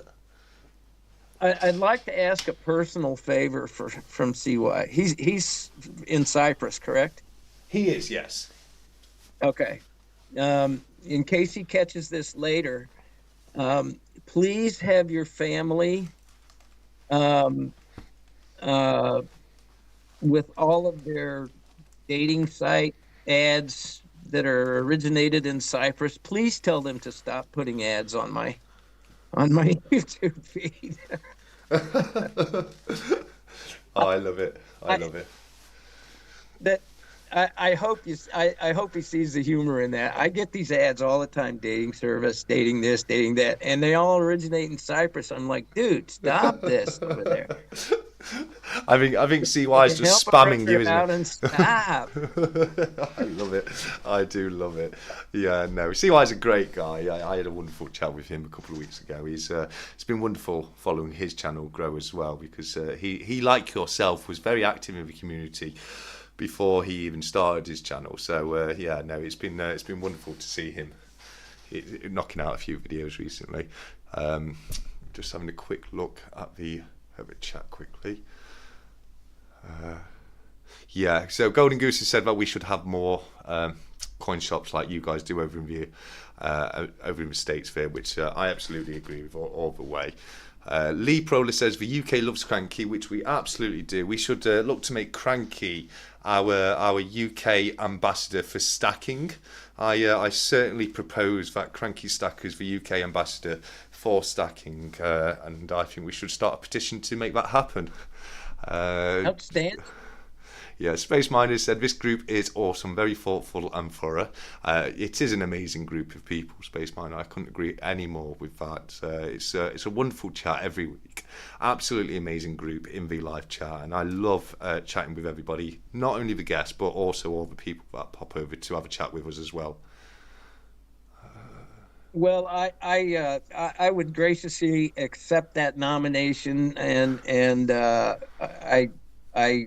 have to. I meant every word that I said. Was your community is just outstanding. It's fabulous, and I do hope that people appreciate sometimes my off-color humor and crankiness about certain things. I do at times. I think it's well served at certain times, but boy, was that spoken like an ambassador or what? Absolutely, you're already settling into the job, mate. 100%. I absolutely love it. Yeah, so yeah, I've got a few American coins in front of me now. As you know, you've sent a few across yourself. Is there any that stick out for you that you'd like me to show you at all, or is there any questions you've got for my coinage here in front of me? No, I've not got quite the selection you've got, but before. Yeah, well, only a few months ago, the only American coins I had were the wheat pennies here. Now, that actually reminds me, Cranky, I've got something I need to ask you. What is meant by a wheat penny? I don't have one in front of me, but on the reverse, Okay. those two, well, they're wheat heads. But what does that mean? Because I've got an American cent here. It's got Abraham Lincoln There you on go. it. Yeah. This is a Denver, 1968, I do believe. But what would I keep hearing the term. Okay, that's a Lincoln Memorial. Right. Okay. On the back. The wheat penny has they almost look like the makings of a wreath around the outside. Gosh, I know I've got a wheat penny here somewhere. Okay. For crying out loud. Of all things not to have gotten out. It doesn't have the Lincoln Memorial on it. It has two heads of wheat. Right. on so Okay. Okay. So it actually has a picture of some wheat on the coin, on the yeah. reverse. I've got. Okay, that makes sense. That makes perfect sense. I've got somewhere around here. I've got an Australian 3 cents which has got wheat on it. So I've got something quite similar. So I know what is meant by a wheat penny now. So that really helps me. And I'm not sure exactly what years those were made. That's I never really got into like American pennies. We just like the pennies here. We had Lincoln cents, Yeah. and back in the I think up until the 60s, Oh, just and somebody can correct me, they were made with the wheat on the back. And the 40s, I know for sure. yeah. Um, Just sorry to interrupt you, mate. Space Miner's just let us know that he's popping off, and it's been amazing to have you here, Space Miner, as always. Thank you for popping by, mate, and you take care. Thank you, sir, for stopping in. Welcome anytime in Omaha. Lots of coin shops. Absolutely brilliant. Yeah. So wheat pennies are they worth a little bit more then? Are they? Because I hear about them all the time on US videos and TV shows. So do they have a bit of a premium to them, or are they worth a little bit more? I so I think there are some key years on those. They everything was so highly minted. Yeah. I'm not certain what those key years would be, but Yeah. the copper content Yeah. um, was, I think they were at least 80 or 90% copper. I'll have to do a video on that, because I honestly, I'll have to do some research. I don't know what's so special about them other than they're older pennies. The copper's there, and they, they're they're different than the new designs. Yeah. Um, Okay. Cool. so Cool. Well, I mean, I've learned something about them at least, because I now know what constitutes as wheat penny and why they're called wheat pennies, which makes so much sense. I mean, obviously, it's got wheat on it, so yeah. yeah, the wheat head was the old design, and then they went to the Lincoln Memorial on the back, which was the first one that you showed there. Yeah, yeah. I think And all the ones I've got are Lincoln now there's a Memorials. shield on the back of it, and I don't know, it's like copper colored aluminum or something. I don't know. It's not. It isn't worth. There's been a lot of discussion for a lot of years. I mean, there are tons and literally tons and tons of pennies floating around out here, Yeah, and uh, there's been talk for years of getting rid of, doing away with the pennies, and just round up or round down or whatever, but yeah. and just doing away with pennies, the single cent coins. Yeah, they Um, tried to do that over here. They tried to get rid of the pennies. Just had a couple of questions coming, mate. Sorry. The first one was from Born to Skydive, who has a question for yourself, the legend, and he would like to know what your thoughts are on goldbacks. Just before you answer that, Silver's Danji has said any British 1p or 2p contain copper. All British pennies up until, I can't remember the exact years, but all British coins up until a year were made of copper. Then, some point around the 1900s, they went to bronze with, I think, 97% copper. But the modern pennies we get are, I do believe, are copper plated steel nowadays to keep the cost down. So that was just to answer Silver's question there. But yeah, what are your thoughts on goldbacks, buddy? um, here's my bag of goldbacks. I like them. I do. I think the design work on these things is absolutely fabulous, um, and I do believe there. I think there's 5 or 6 states now 5, that yes. actually you can use these in transactions as cash now Yeah. in for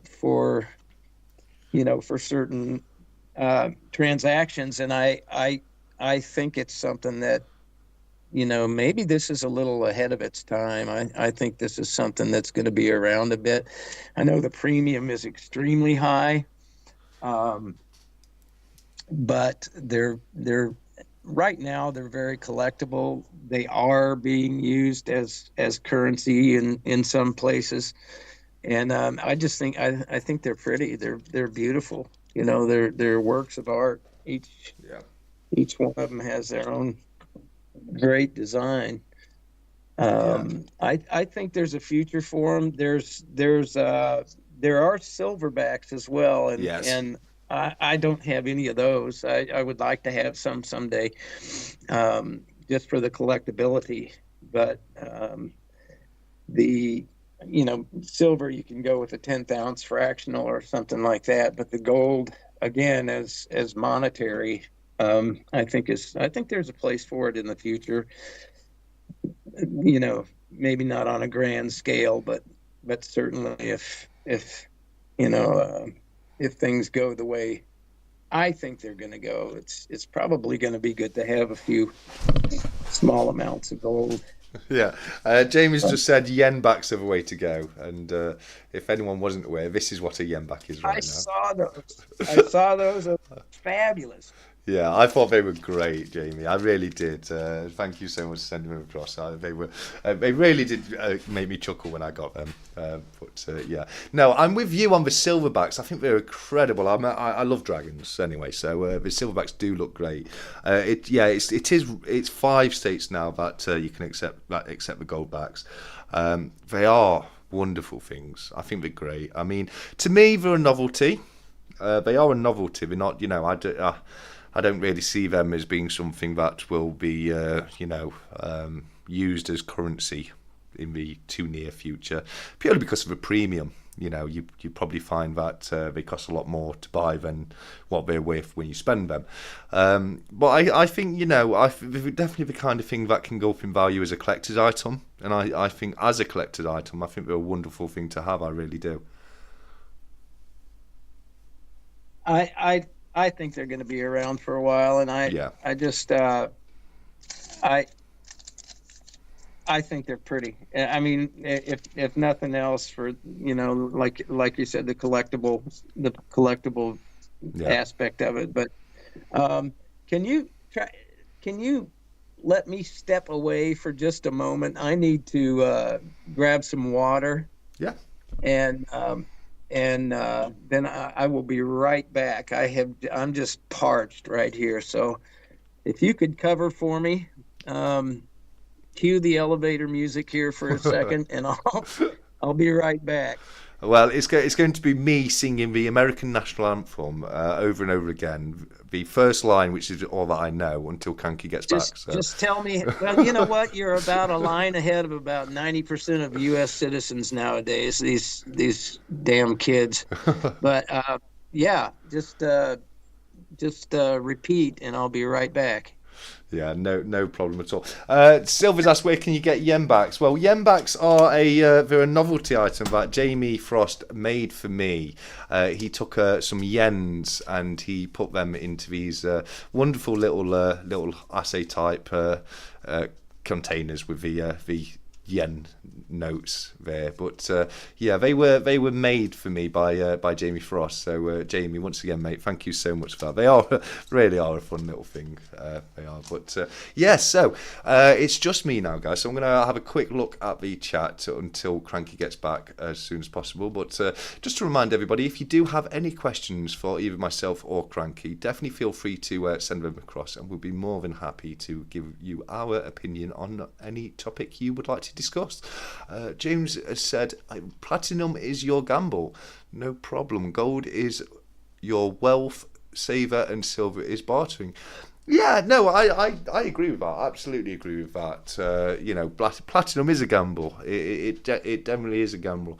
I think, as I said previously, there is some potential there in platinum. There is definitely potential in platinum. If platinum becomes popular again, as it once was, as a precious metal, because just remember, it is rarer than gold. It could go up in value again in the future, like it has in the past. But like you say, it's a definite gamble. Gold is your wealth saver, absolutely. I think you're 100% right there. And silver for bartering, absolutely. I was saying this in the last live with Shiny Precious Metals. If we ever did go to a bartering system, it would be so important not only to have various size silver, but also to have fractional gold, because if you think about it, sometimes you might only be wanting to barter for something very small, and if all you've got is an half ounce or quarter ounce gold coin, then it has to be to the same kind of value as what you're bartering for. But absolutely agree with you there, mate. Homestead Aquarius says Yembex will become the ultimate in fractional value. I think they should, absolutely. I think they 100% should do. They're super fun. I do love my little collection of Yembex, but yeah, thank you very much, Homestead. More. Let's have a look. What's Silver put here? Where can you get Yembex super high goose? More than, is that the price? More than goldbacks. Yes, silverbacks at high premium. They do have a high premium. I was trying to get some recently. Unfortunately, I wasn't able to pick any up. I did try and get a few from over in the States, but I will keep trying, because I definitely do want to have a dragon back, as I call them, in the stack, as it were. Born Skydrive has asked, Stack Collector, what is your favourite silver monarch and also portrait? I think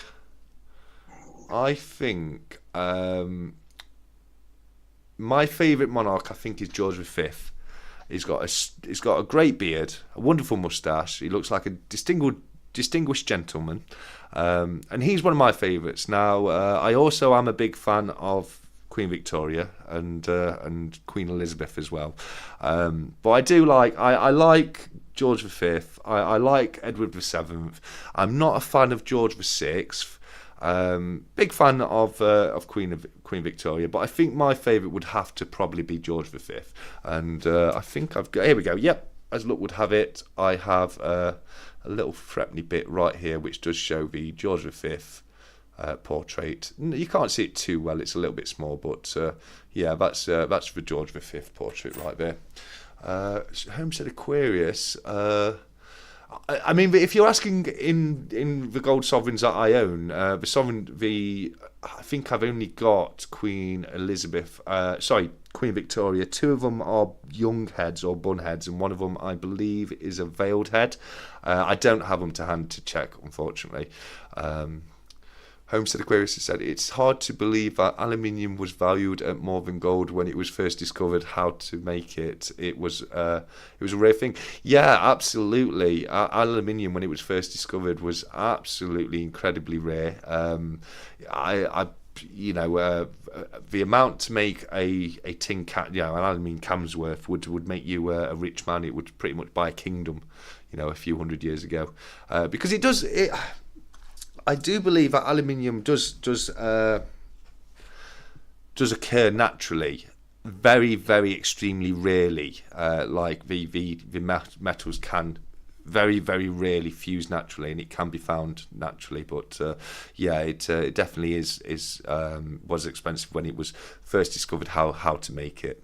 Born Skydiver says Cobra probably has silverbacks. I think if Cobra had silverbacks, we'd probably have seen them on the auctions already. But I know exactly what you mean. There's not a lot there that Cobra doesn't have. Speaking of which, there's before we go any further, there's a couple of announcements I wanted to make. One we've alluded to already, and I want everyone to say a massive well done to Cranky in the chats, because, as you said earlier, Cranky has just hit the 500 subscriber benchmark, haven't you, buddy? I think he's back. I thought he was back. I might be wrong, but anyway. I am. Yeah, I just. I saw shadows moving around, and I thought you were there. But sorry. I thought. I had to throw a hoodie on. Me too. I'm absolutely Yeah. freezing all of a sudden, and I grabbed the cord and plugged my charger in. My phone was running down a little bit, so. Yeah, yeah. No, I've had to put my future investment time in the market beats time in the market hoodie because, as you say, it's gotten a little cold here as well. Yeah. So the first, yeah. So congratulations, Cranky. Well done on hitting 500, mate. It's a huge achievement, and yeah, no, I'm massively happy for you. But the other announcement as well is a little known UK channel by the name of Cobra Stacker has this week reached 1,000 subscribers. So I just want to say a massive well done for Cobra. Now, I was going to try and do whatever we could to try and get him to 1,000 today on our chat with Cranky, but he was able to do it a couple of days ago. So Cobra Stacker has now reached 1,000 subscribers, which is an immensely brilliant milestone to get to. So well done, Cobra. And that doesn't mean we are now going to get a Cobra Stacker style speech on Christmas Day, and he's going to be doing a giveaway as well. And he has alluded to the fact that it is going to be a big one. So yeah, no, absolutely, definitely. Check that if you can. I know it's going to be Christmas Day, but yeah, if you can.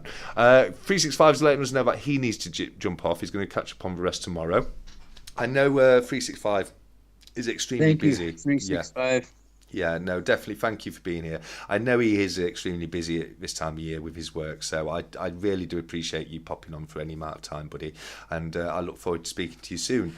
Okay, so I'm just having a quick look at because Born Skydive said he's stockpiling aluminium, and that made me think of straight away Jamie Frost. Who's put in the comments, my aluminium stack has beer inside. But Jamie, don't you do collect aluminium cans? I'm sure it was yourself that let me know that you did. But yeah, no, it's yeah, I can't fault you because in the States, do you get money for you? Can you take them in for cash, your aluminium cans? I'm sorry, can you like collect them and then like scrap them in aluminium? Oh yeah. And matter of fact, there are some states, the state right next to the one I live in, Supreme Ginger Stacker lives in Iowa, and there's a you actually pay a deposit on aluminum containers and plastic containers, and then you get your deposit back. And I think it holds true on both. Used to be there used to be machines set up all over, and you could people would take in garbage bags full of beer cans and soda, whatever, aluminum cans, and you could dump it all in there, and it would weigh it out for you and spit out cash for you. So there's a lot there's value in stacking it. It oxidizes so quickly if it's a pure aluminum. It would take a lot. It doesn't, it would take a lot to mount up to some value, I think. Well, Jamie's just let us know in the chat that I was remembering correctly.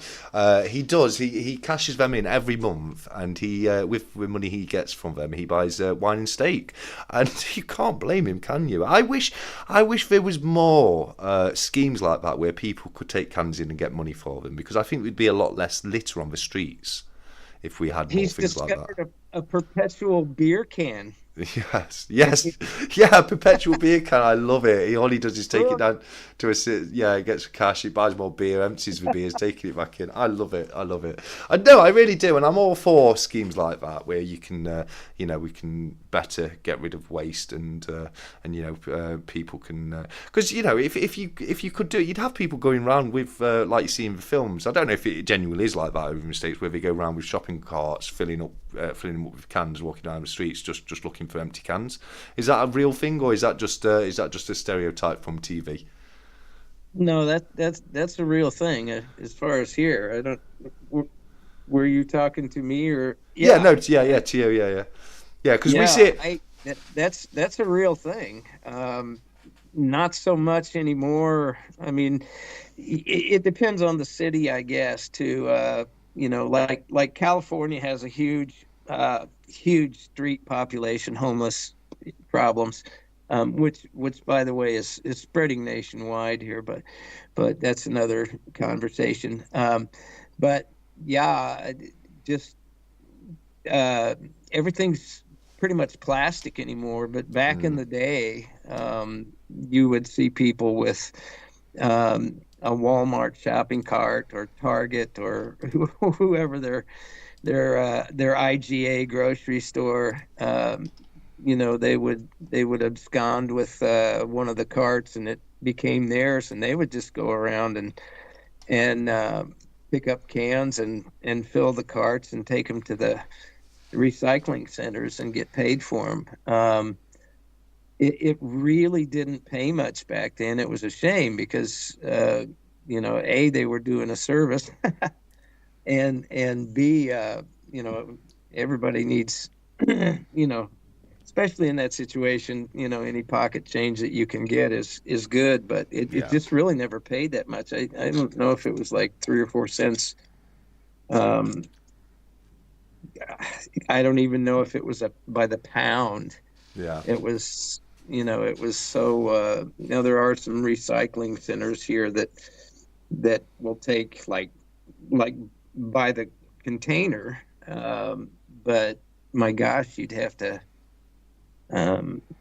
to have a ton of it for it to really pay off here. And it could be where Jamie's at, it's actually more expensive to use that container and recycle it, so it's worth more as a deposit or something. I don't know.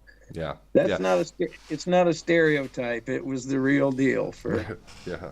Wow, that's super interesting. I can remember seeing that. I think it was Norway had a really good scheme where they had these machines. They look a bit like vending machines, but they actually can crushers, and you put the cans back in them, and then they'd spit out a bit of change to you. And I think that's a super cool system. You know what I mean? I just think anything like that, which not only it can like you say put a few quid of change into people's pockets, but it also keeps a little bit of litter off the street as well. It's to me, I just think it's great, and I think it's great. I love that kind of thing, like what Jamie's doing with the being able to swap it in for a bit of wine and a steak. I love doing things like that. Just putting together small amounts and then being able to swap it in for something larger at a later date. I really do.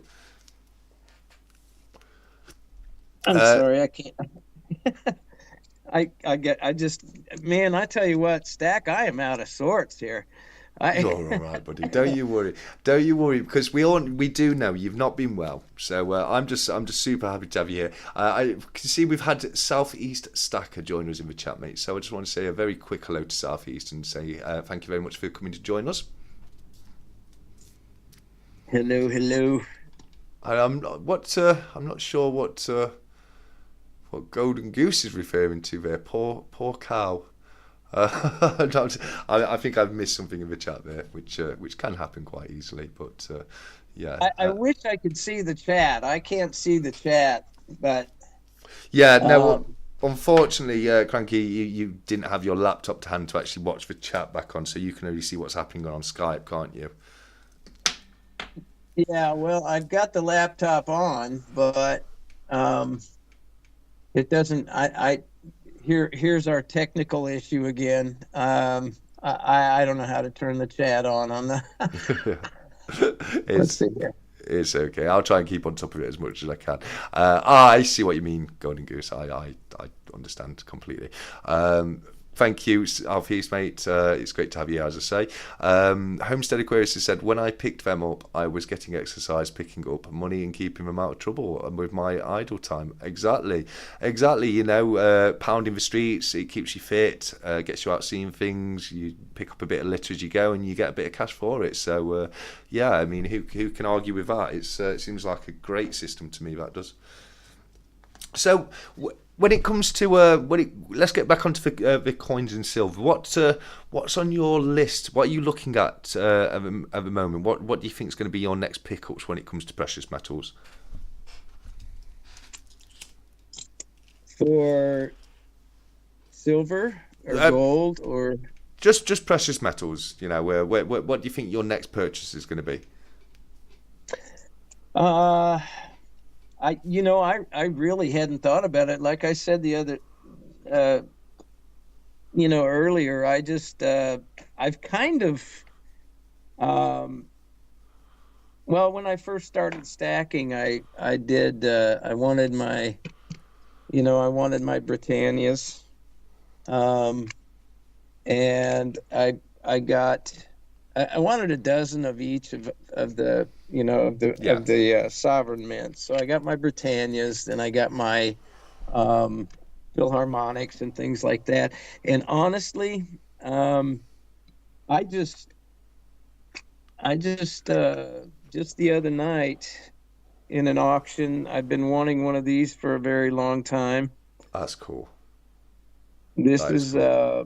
2016 Wedgetail. Yeah. Um, and so and that's a nice likeness of the Queen. I like that as well. Um, Stephen would like that coin. I know for a fact Stephen would like that coin because he loves coins with birds on them. Stephen does. and then this is my second kookaburra. I think if I'm going to pursue a series, um, that's a very nice picture of the Queen too. Um, Yeah. that's not the Jody Clark, is it? No, that's Ian Rank Broadley. That one is, mate. Right. Okay. Um, but yeah, I mean, the Kookaburras as a series, I think probably I would like to maybe get a date run on that. I think that's the best looking Australian coin um, that they have going today. But I'm just I had convinced myself. See, this tells you how unstable I am in some ways. I had myself convinced. Okay, I've got I don't know. I need to do an inventory. Um, there's space miners around. I've just found it. Oh, check that Um, out. It's give everyone a good look at it, mate, because it is incredible. Look at this, it's fabulous round. isn't it? Isn't it? Look at that. No, I do. I absolutely love his channel And round. in his comments the other day, he did say that was, oh, here we go again. That was a flat Earth map. Yes. So, uh, we'll get away from that. But I think the Well, Kookaburras yeah. Each to their are, own on it. are a good series. But I have just been picking up random pieces here and there, and I had myself convinced that I had plenty of rounds and coins. I may be at uh, I don't know, 300 or 400. I don't know. Couple of couple of 100 ounces of bars. Yeah. And I just kind of I think what I'm going to be geared to is I've just really been feeling like I need to, even if it's fractional, uh, picking up a little bit more of the gold, Okay. uh, and then I'm not going to stop. I will not say I'm going to stop buying silver because I don't think that's actually something that I A would accomplish or B would want to. Yeah. But I've just been felt kind of more led to doing a little more with gold as far as a um, quick cash, from a monetary standpoint. And I'm stumbling for words here, but from a monetary standpoint, I'm really liking the idea of picking up more gold. I don't That's cool. have a lot of gold, believe it or not. No. Long Live Coins has joined us in the chat. So, hey there, LLC. It's great to have you here, mate. Thank you very much for joining us. Well, see, What's there's that? that. So, one There's tenth Napoleon, and is it? it's just a beautiful thing. It's a reeded edge, Yeah. um, but it is kind of funny. It's 16 and a half millimeters. It will not fit into a 16 millimeter capsule. Yeah, yeah. I Um, mean, all countries should have a set, a set template to what size coins are, because it can get so frustrating when you're buying capsules when some coins and bars are just slightly different dimensions to others. well, now you're talking common sense, and Yeah. there's not a government on the face of the earth that's going to do that. No, no, that's very, very true there, mate. Very true. For me, I mean, I've got something coming. I've just bought a new piece of silver. It's one I wasn't really initially thinking of buying it. I'm certainly not tying myself into the series, but I've picked up the new James Bond 1 ounce coin, the one with him in the gyrocopter. Yes. Yeah. Yeah, so I've got that on its way. It was supposed to be delivered today, as per the Royal Mint's delivery date, but it hasn't come today. I very often find it comes the day after the Royal Mint tells me it's going to be delivered for, so I assume it'll turn up on Monday. So I'm looking forward to showing that everybody. After that, for myself, I'm taking a step back. I've got I've got albums and date runs that I've been neglecting a little bit. So I want to concentrate a little bit more on my first of all my Florin date run album. Get some more silver florins in there, and then after that, just like with yourself, I'm probably going to look to try and pick up some more gold. I've picked up a few sovereigns recently myself. I'll look to add a few more to that. Maybe pick up a few 1 gram bars, that kind of thing. But yeah, that's my plan. I think 2024 is the year of gold as far as I'm concerned. I agree with you. I actually went to the post office this morning. I had a due date of the 7th, and I'm waiting on a 5 pesos gold from Empire, Yeah, from Stormy at Empire Precious Metals. yeah, And we're like 3 days behind. They are never on time. It's just, and of course, recently they lost a package of mine, but LLC yes. will know what this one is right here. This is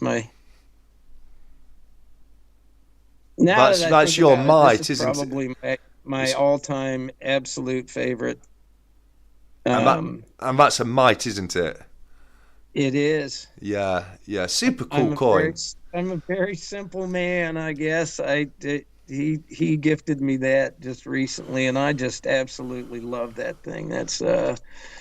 I think it's the context of the coin right there that I'm just absolutely tickled to death to have that. But Yeah, yeah, absolutely. I mean, it's a super cool coin. I don't have any ancient coins myself. The closest I've got is a George II penny, and that's really, really worn. You can just about make out the depiction of George II on it. You can't make out if it's a young head or an old head.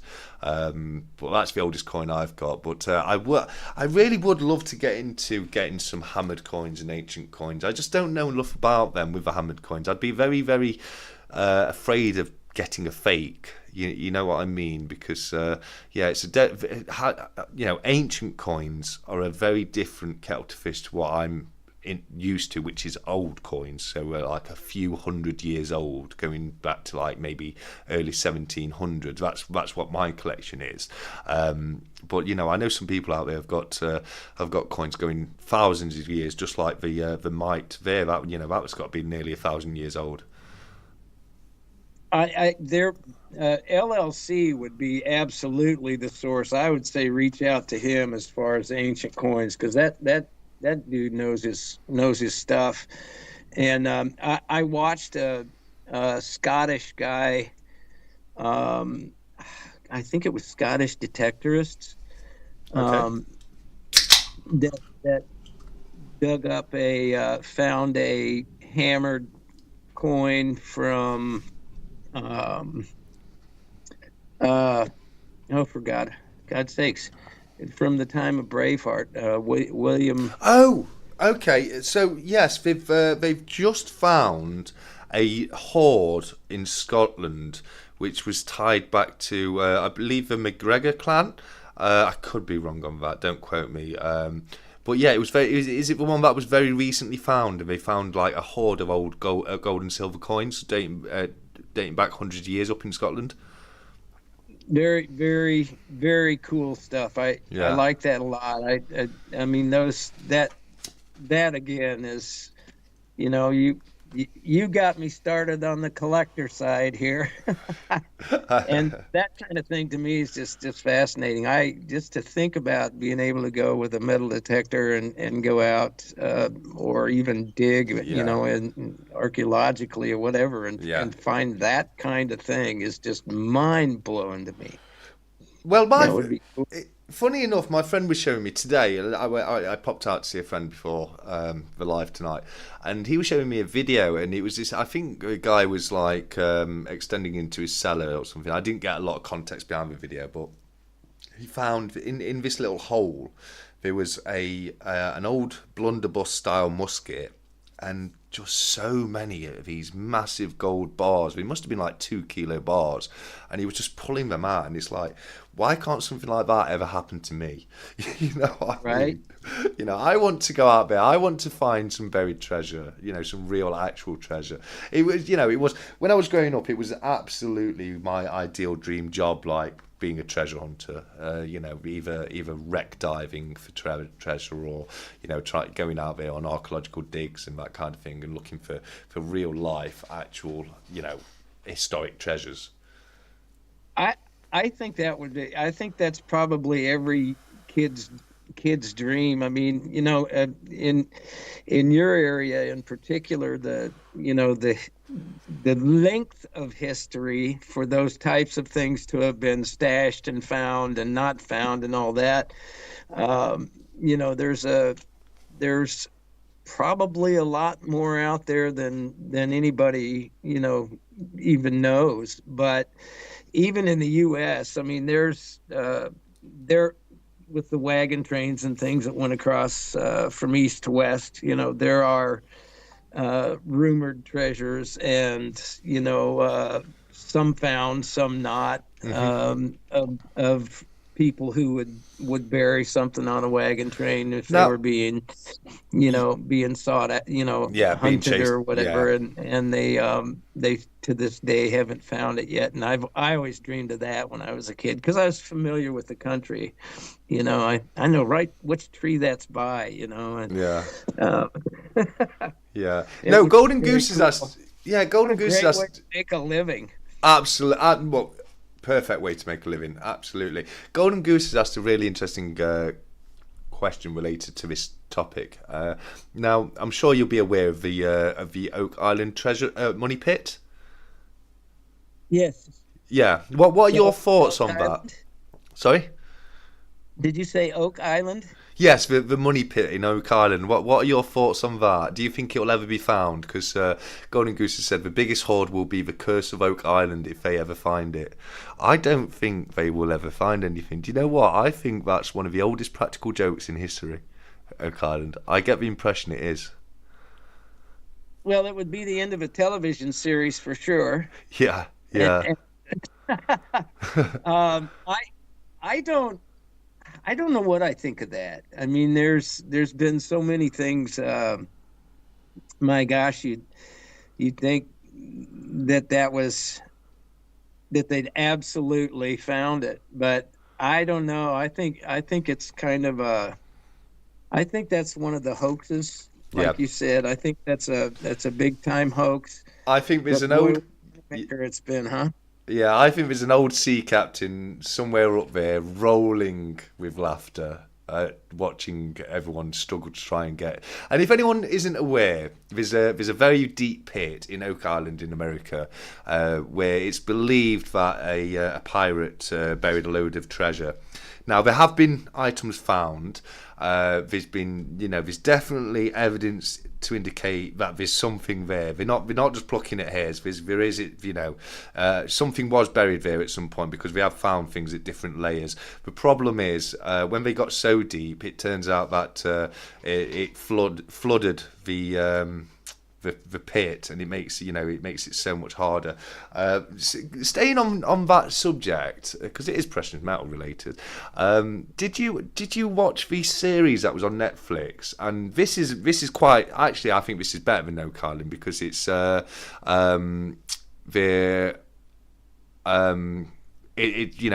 definitely going to find something, because they have found something. I think, was it? I can't remember the name of the island. It was a show, and it was a Russian pirate. He was getting chased down by the US naval fleet, and he buried all his gold on this island. And during World War II, it was made into an American base. And while they were digging the base, they found some of the gold there. Then left the base, because there's still a town on the island. But they left the base there to rot, just left everything in place. And now they're trying to find this gold using metal detectors, etc. And the problem we've got is, because we just left all these bombs there, every time we get a hit, we don't know if it's something we want to find, or something like a bomb or something. So we have to, every time we find something, we've got to get the bomb squad in. But they ended the series by actually finding a few of the gold coins. We did actually get a few. So that's it's something like, I can't remember. Yeah, it's really good. That is really going to bother me. But that was a really interesting watch. If I can remember, I'll let you know what it was called. But that was super interesting. Golden Goose said, but some people... have they actually found any treasure in Oak Island? I don't think they've found any treasure, have they? They've found things like tablets with inscriptions on it and stuff like that, haven't they? They found like things from the area, but not any treasure. And I think the tunnels are actually naturally formed sea caves, and that's what actually floods the pit itself.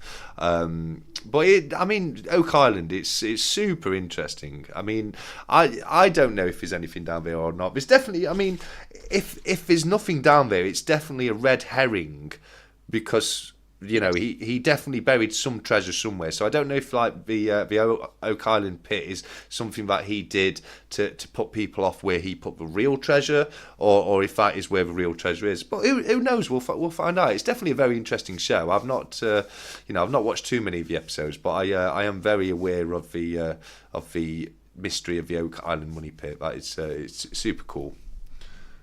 There is certainly a lot of money being put into to finding it. Yes. In the search, and again, what a great job that would be, to go treasure hunting every day.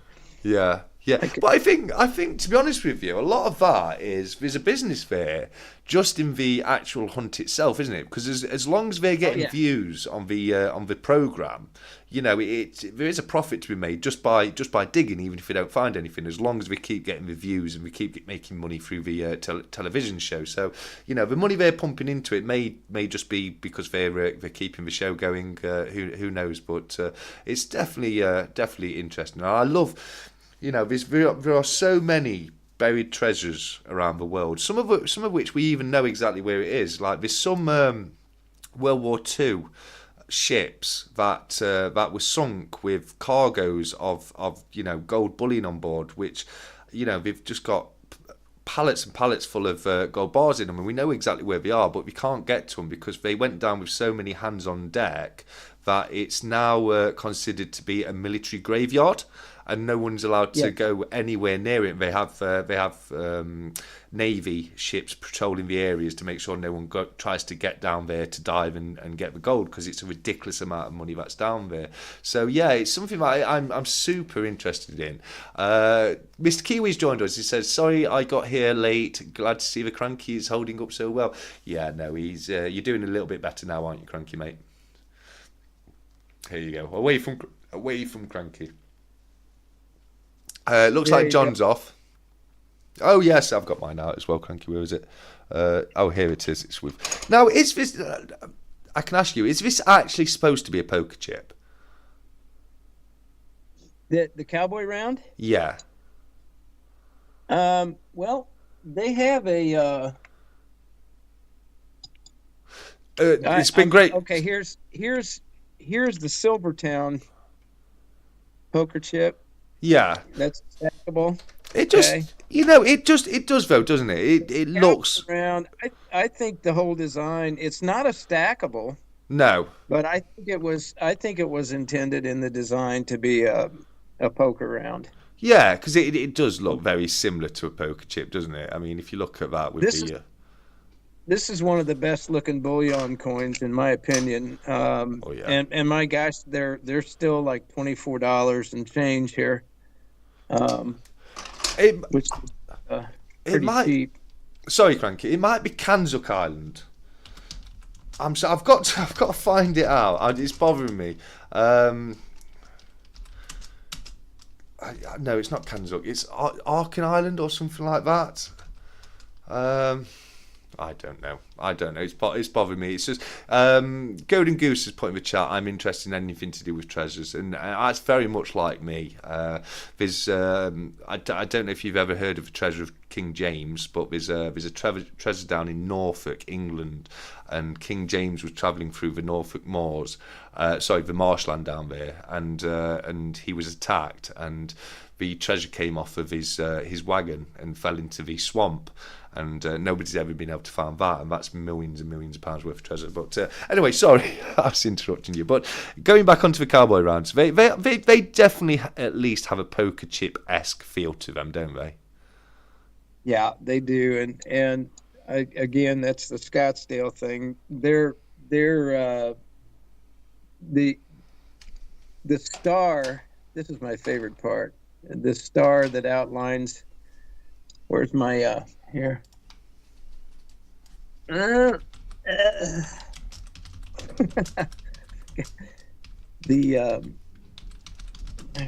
we go. Get it on screen, Brian. There's a star, laser cut around. There's a point. I don't know if I can get it to. I can get it there. You can kind of see the star laser cut in around the lion's head. Oh yes, there is. I've had a look at mine, and if you can see it, I don't think you can pick it up. But going round the lion there is a star, and it's very difficult to see on camera, but it is absolutely there. Okay. I've just been able to find it. It's called The Pirate Treasure of Ardak Island, which is spelled Adak. It's a brilliant series for anyone in the chat who is a fan of treasure and treasure hunting. And as I say, they get professional archaeologists and treasure hunters in. And it's a brilliant series, and if you're into anything looking to try and find treasure, and you're into the Oak Island series, that kind of thing, I definitely highly recommend it. As far as I know, there's only been one series up to yet. I won't give too much away, but if you do get a chance to see that, definitely give that a check out. So sorry for interrupting again there, Cranky. I needed to let people know, because that has been really bothering me. You know what? Gonna have to look it up. Yeah, no, absolutely. It's such a cool story, and same as say, 100% real. The U.S. military found some of the gold. They've looked for some of this, and I'm really hoping they're going to do another series of it because I would really love to see, another series. See them trying to find some more of the gold that's out there. So Golden Goose is going to go metal detecting with GTS. Yeah, no, definitely get down there in Norfolk. Yeah, absolutely. Because it's not been found yet, and anyone who finds out, I mean, to me, unfortunately, but it seems like one of the ones that if you find it, don't tell anyone because it's going to get taken away from you because it's a national heritage and needs to be shown in the museum, and you won't get to keep anything of it. You know what I mean? You know what I'm saying? When we find Yeah. I always find that's a little bit harsh, isn't it? You know what I mean? If you find a treasure and then the government comes in and says, "Well, yes, you rightfully found it, but you know what? We think it's nice, so we want to have it." Basically, isn't it? Yeah, well, and if they didn't do it that way, they would tax you out of it. So even if they let you have it, they're going to get 50 or 60 or 70%, right? Yeah, exactly. Well, very often you hear about these people finding stuff like this, and they lose it all. It's just considered to be a national treasure or a national heritage. It's got too much historical value, and they might the museum might give them some money, but the amount they'll get given is just worth nothing compared to what the actual find was worth. Sorry, Didn't Michael. that just recently happen? Didn't some kid find something? Um, no, I'm trying to think of where that was. I thought that was in the UK. Some kid found something in the backyard um and was told, no, you can't, you can't have this. Ah, I can't think of where I heard the story, but it seemed like that just recently happened, like in the last 6 months or something like that. Huh. It wouldn't surprise me, mate. It happen. It literally does happen all the time when people find historic pieces and stuff like that. Like I say, if you found an old treasure like that, best thing you can do is just keep it to yourself. Obviously not. No. Do let people know. But it is very frustrating. But there's people, aren't there, that have specialised boats, and they, like you said earlier, make a living of going out and getting items that are lost on shipwrecks, like crates of wine and bullion and coins and stuff like that. And that's would be my ideal job. There's a lake somewhere, and this is it was one of the Hitler henchmen, I think, um, who had a huge cache of gold. And oh my gosh, where was that? I was thinking it was in Austria somewhere, but there's this very deep, very cold lake with a chateau this guy had on it, and uh, it's the legend was that they just sailed this boat out when they were losing the place, sailed this boat out into the lake and sank it with all this gold and wine and things on it. And it seems to me like somebody had found something in the last year or so that was like I don't know that they found the gold, but they found like some cases of wine in 100 feet of frigid cold water or something like that. That was a World War II thing that I think that just recently, fairly recently happened. Yeah, Um, yeah, I'm yeah. trying to think of who the Because Nazi official was, but I mean, there's a lot of stories like that, though, isn't there? With the Nazis, there was a lot of things that they towards the end of the war they started to stash away, and a lot of treasures that they obviously seized during the Second World War. I think one of the most famous ones is the Amber Room, which is from Russia. And it was a room completely made out of amber, and it's worth billions. I mean, there's a reconstruction of it now, but yeah, there's a lot of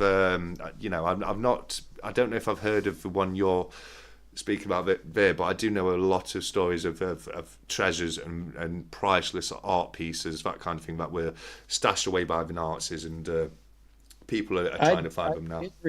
I did read something about the Amber Room, um, and the reconstruction of it, or uh, what the original, you know, it was quite a quite a piece of architecture, from what I understand, and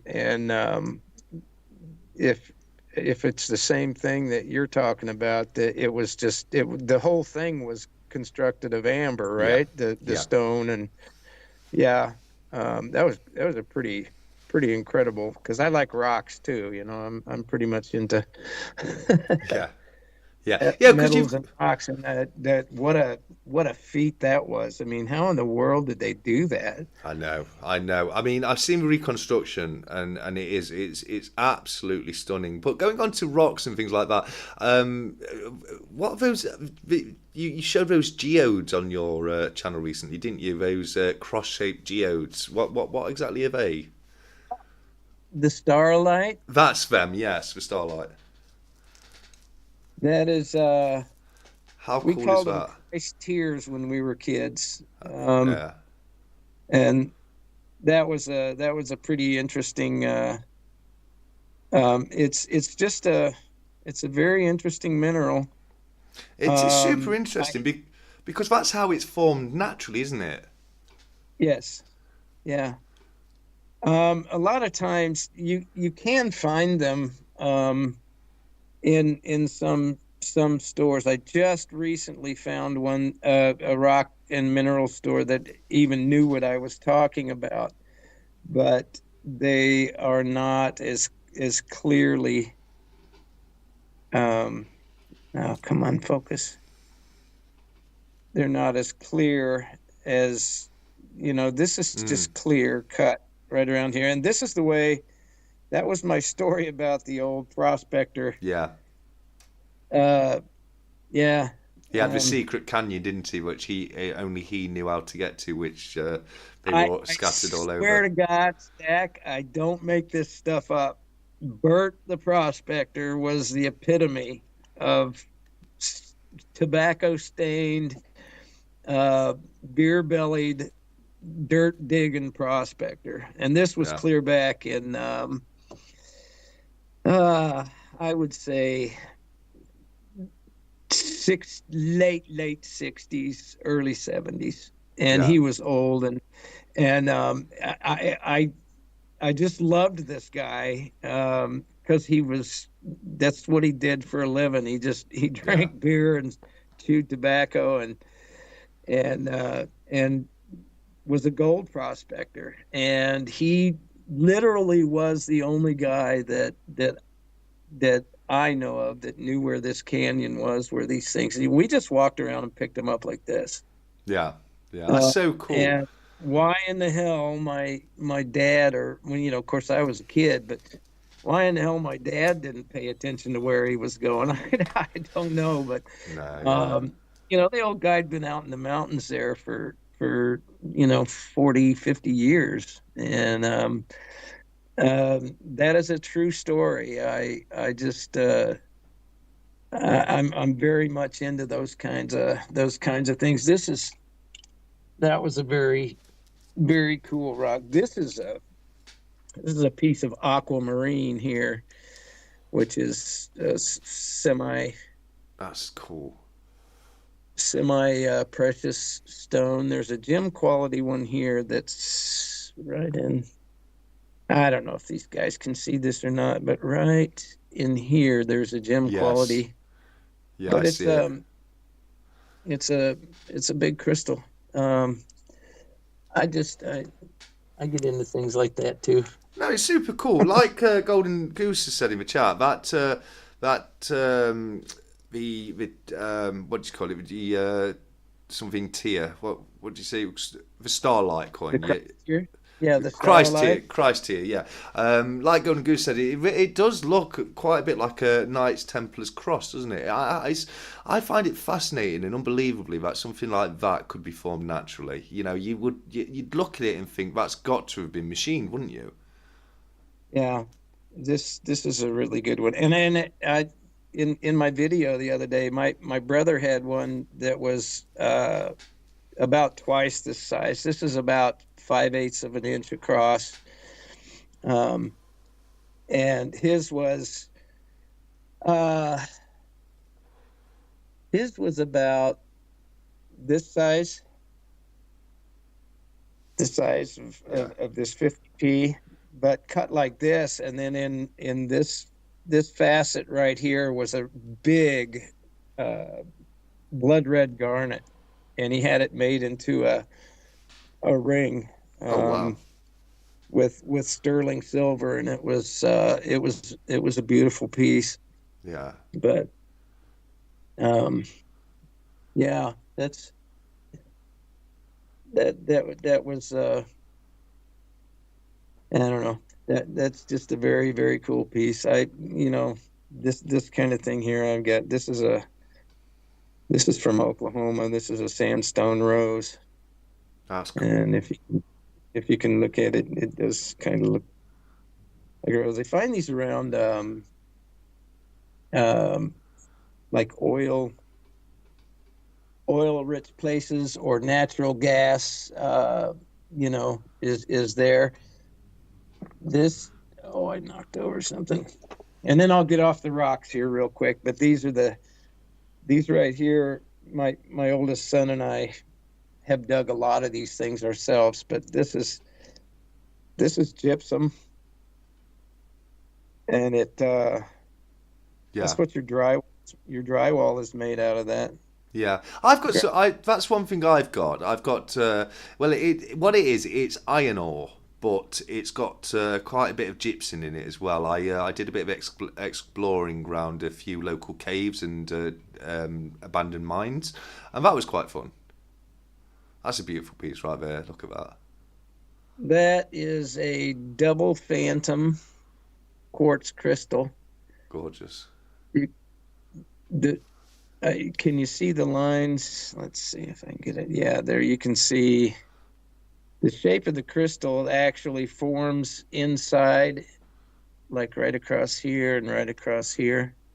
Okay. Look at my hand shaking. You'd think I'd need a drink or something, but um, anyway, when a different mineral is introduced in the process of the crystal being made, it's it forms in there, and then the crystal. My oldest son and I went and dug those out of the mountains in Arkansas, and that was quite an adventure too. You just find those big pockets of quartz crystals in clay, and they're sharp as razors. Our hands just got sliced up. This is a rock from the road to Damascus, Oh which wow. which for me, I've got a piece of the Holy Land here. Yeah, absolutely.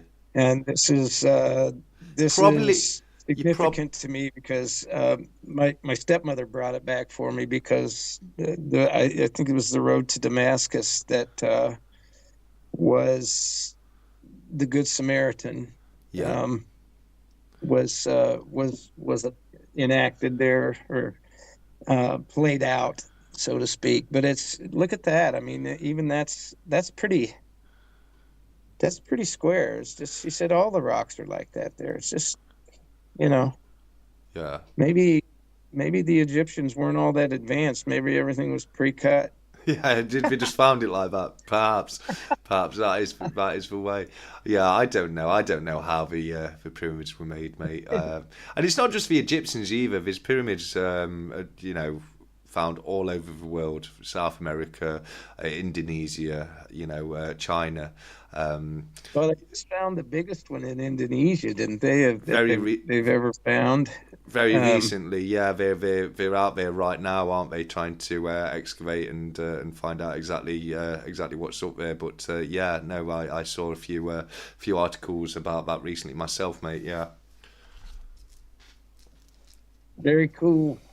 Very cool, very I very don't. cool stuff. I love history. I mean, I love history. I love, I even love all the stones and crystals you brought out there. Golden Goose said they were made by the aliens.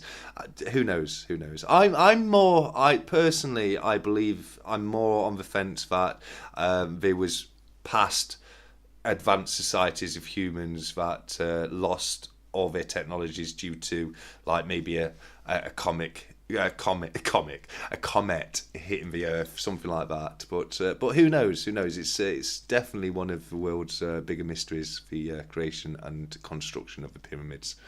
Um, I just think people were smarter back then. I think more of the brain was used then, and I mean, yeah, yeah, um, give look at today's generation of youngsters coming up. Um, they're developing different parts of their brains than they've ever than have ever been developed, yeah, and at yeah, the same time they're losing a shit ton of brain yeah. elsewhere. Yeah, So yeah. I mean, people.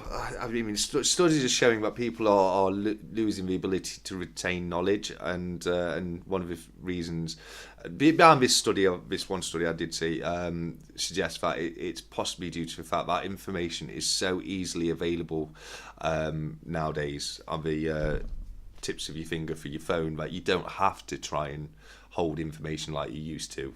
Back in the day, if you wanted to know something, you had to remember it. Nowadays, you can just go back on your phone and just quickly Google it again, and you've got it right there in front of you. Do you know what I mean? yes, yeah.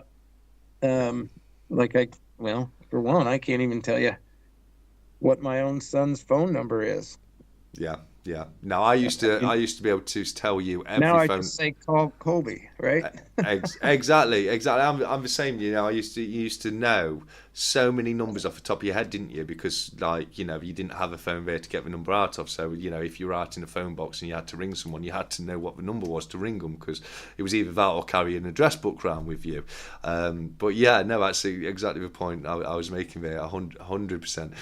Jamie's saying no, not conspiracies. We're not going down conspiracies. We're not. We're just very briefly say, I mean, I think the pyramids are, it's a mystery. It's not, more than a conspiracy, it's a mystery, isn't it? Because they're there, they were built by somebody, and we just generally do not know who and how built them. And it's a mystery that I do love to research and look into more. But it's not perhaps what we should be talking about. As I say, you know, Don't you think it's rather nice not having the answer to everything in life? yes, yes, I love it. I love having mysteries. I love not knowing some things. I can remember one, and I used to love this one. It was these stones, and I think it was somewhere in America. It was on this really big, like a salt pan, and these stones were known to move on their own.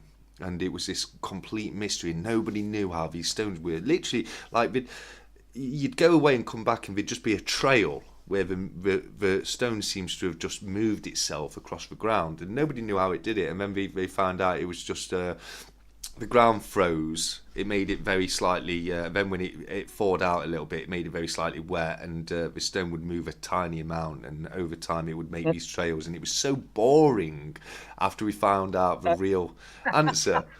Right. I think that was in Death Valley, wasn't it? Yes, I believe it was. Do you know the one Yeah. I'm referring to? Yeah. This, I just recently reread a story on that. Believe it or not, in print. I actually reread it, and Yeah. uh, yeah, it's kind of anticlimactic Yeah. finding out. Like, geez, Yeah. it wasn't some marvelous magnetic thing or whatever. It was Aliens aren't coming down to move our stones just to mess with us. you know, intelligent rocks. you know what I mean. I would do that if I was out there in my little spaceship and I came across somebody else's planet. I'd start doing things to prank them. Just mess with them a little bit. Maybe that's what crop circles are. We're just getting pranked by extraterrestrials. You got, well, they're probably sitting out there, yeah, just thinking what they can do next to get a good chuckle out of the human race. That's it, absolutely. I mean, I would be. I mean, if I was kneeling, I'd be up there just absolutely roaring at what goes off on our planet. To be honest with you, it's a little bit mad at times, isn't it? It's a lot to work with here. Yeah, yeah. What's it, Golden Goose has said, forgotten what they called them, the hybrids, and they have their skeletons in the archives in the museums.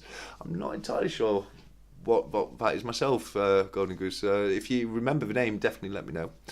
Jamie said, the biggest mystery, why isn't my stack as big as 365? Well, yeah, well, that's not a mystery, mate. See, 365's just got silver everywhere, hasn't he? You know what I mean? Like, I knocked one of my walls down the other day doing a bit of renovating, and I found some 365 stack hidden there as well. So I didn't really, that's a joke, but yeah.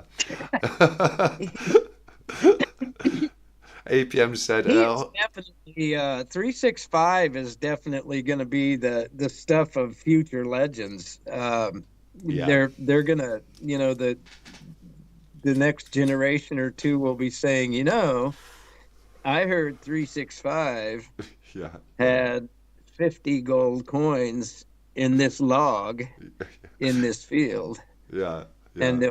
they'll spend countless hours looking for it. I love it. Why not? I do. What's the name of that guy in America who I can't remember his name, but he was diagnosed with terminal cancer, and he went out there and he buried millions of pounds worth of gold and silver.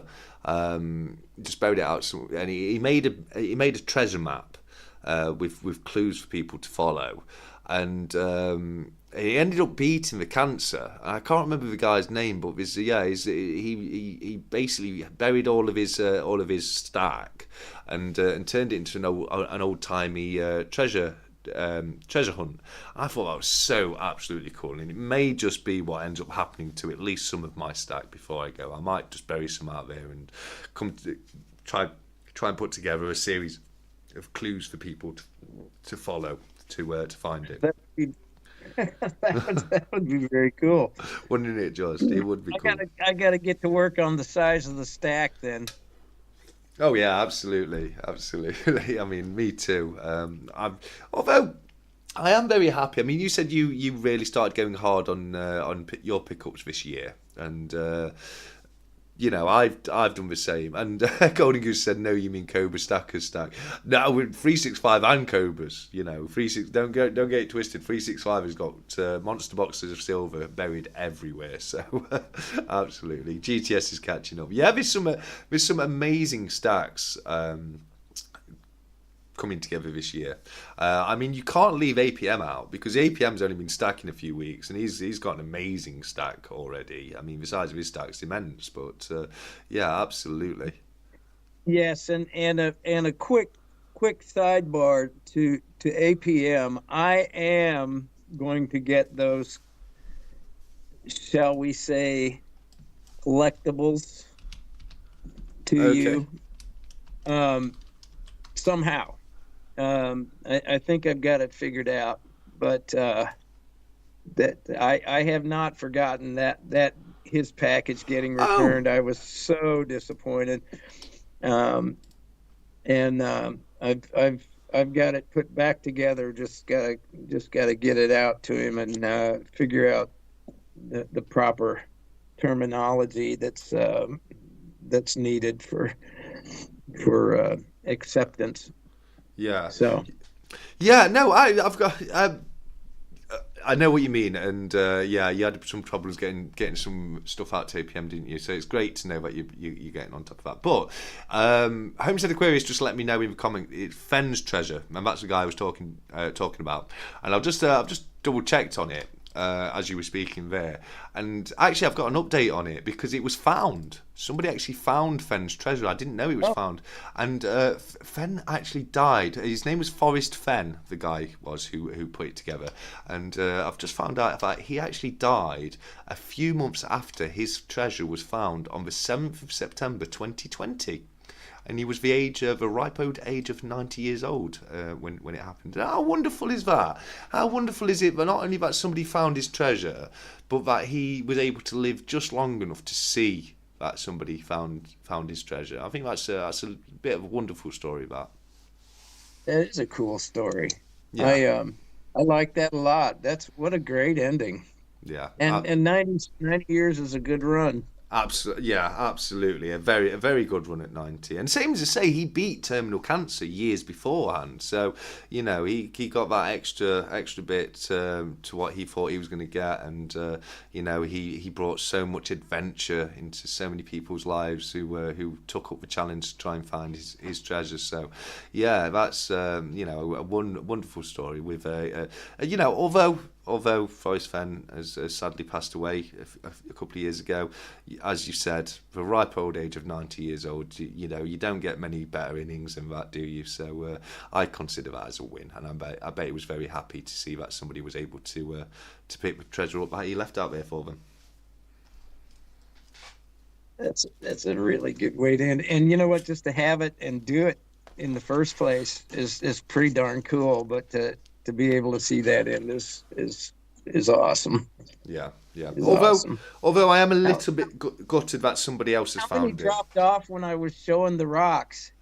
I'm not sure. It doesn't matter. I always, to be honest with you, I like with these stack charts. I like to keep it towards precious metals, coins, etc. for at least the first couple of hours. But after 9 o'clock, if it does start to go onto different subjects that we're interested in, it's absolutely fine, buddy. That's no problem at all. I'm going to try and watch that Dennis Treasure. I'm not sure about that one, Golden Goose. What's that one, Dennis Treasure? Can you buy it in my back garden? Bury it in my back garden. I'll bury it in my in my back garden first. I think I would. I'd love to. I really would. I generally before I go, I would love to get one of my little treasure chests and fill it with gold and silver and bury it out there with an old style treasure map and clues to follow to get it. APM said that's a great idea. I'll bury mine at my funeral. I'll have my pre-recorded video to play, so I'll start race for my friends and family. Oh, that's a great idea. I know, this is changing the subject, but I know Mr. Beast has got something similar where upon his death, there's a challenge, and I can't remember what the challenge is, but Chandler and a couple of the other guys, the ones that follow him on his channel, that are really big part of his channel, they have to compete in Mr. Beast's final challenge, and the winner of it gets to keep his channel. Which, can you imagine receiving Mr. Beast's channel? That's a bit of an investment right there, isn't it? Do you know who I mean by Mr. Beast, by the way, Cranky? Is that someone you're aware of? Mr. B or no, Mr. Bean? Mr. Beast, as in a beast. I do not know. Okay. I know of Mr. Bean. But... No, that's fine. So Mr. Beast is a YouTuber. He's still quite a young lad, relatively to myself. Well, it's rather embarrassing for me not to. No, well, it's not too embarrassing, mate. But he is the biggest YouTuber on the planet, and he is believed to be. Well, if he hasn't done so already, he's going to become YouTube's first ever billionaire. And what he does, or the way he got his channel big, is he does challenges. So the old last one to take the hand off the car wins the car. Those kind of he does things like that. He'll buy a speedboat or a plane, and the last person to take the hand off the plane wins the plane, because that's how big his channel's got now. But he'll do like hide and seek, and the winner gets to keep $100,000. That kind of thing it's quite a fun channel to watch. Actually, I've watched a few of his videos, but he's definitely. I tell you what, when it comes to being business minded and being the way he's been able to monetize YouTube is just insane. It really is. It's brilliant. It's yeah. I don't know how he built his capital to get it rolling like that, but wow, that is very cool, very smart.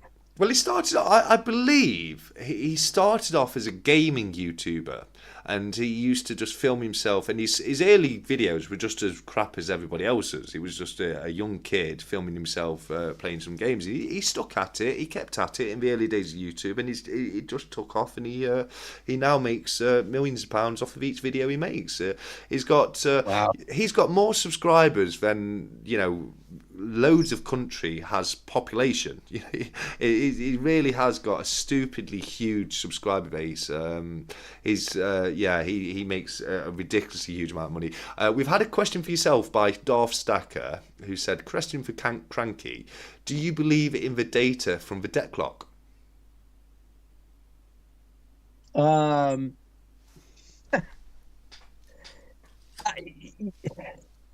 I think there's some relevance to it, but um, yeah, I think it's just like digital currencies and like silver and everything. Yeah, everything can be manipulated. I don't know. And you know what? What's the relevance of it? It's to me, it's like, okay, I look at the debt clock and it's like, well, what the hell am I going to do about it? You Yeah, know, yeah, I've got me and my next four generations of spawn are going to have 259,000. Oh wait, no, 280,000. Oh no, wait, that much debt that each of them is going to have. I don't know. I mean, there may be some absolute truth to it, but what the hell is anybody going to do with it? yeah, What difference does it make? Except that I think everybody gets so freaking nervous about everything that they forget. You know, oh my God, I think that panic. Um, if governments and entities and um, rich folks can make people nervous, it serves a purpose for for if for no other reason than for that. Um, I I don't know that I disbelieve it, but I don't know what I'm supposed to do with it. yeah, It's like, why even watch it? To me, yeah, yeah. I mean, one thing I would like to touch on. it's just nothing but disheartening. For God's sake, Yeah, stop. yeah, no, it Where's is. the off switch? But Yeah, we don't. That's not going to happen. yeah, yeah. No, and speaking of that, and it's one thing I want to touch on is because it astounds me the level of debt people get into in the United States just through student loans. It's quite shocking, isn't it? The amount of debt that's accrued through loans in the United States. Uh, yeah. Well, my youngest son just graduated from the University of Nebraska at Lincoln Well done. last May, and Congratulations. he worked three jobs and had a couple of loans, and now he has a degree in sports medicine and uh, sports nutrition, and is working at a golf course and part time and is a food server. And he's starting out at 22 years of age with you know 40 grand, 50 grand in debt. Yeah, um yeah, it's it's criminal, it but is. I don't think it's our government's place by mandate to um take away that student debt and put it on the backs of the taxpayers who don't have kids in college. Mm. Um, you know, he's a grown man. He decided he was going to do this, and this is how he was going to do it, and I backed him to 100%. But the cost of education is phenomenal, and what they're finding is that these guys are that you know they're basically, fed a line of, look what this degree is going to do for you, and then they get the degree and it does nothing. I Yeah. mean, they literally can make as much money initially, you know, serving food. Yeah. No, that's very It's true. crazy. I remember when I used to work in offices. Obviously, I work for myself these days. But when I've worked in insurance industry, I've worked in the energy industry, I've worked in the retail industry and pharmaceuticals industry, and the amount of times I've sat there working in an office, and the person on either side of me, I've got university degrees. I couldn't. If I had a penny for every single time that happened, I'd probably have a few quid. But yeah, no, Yeah. it's true, and they're doing the exact same job as me. I'd never went to university. I did my A levels.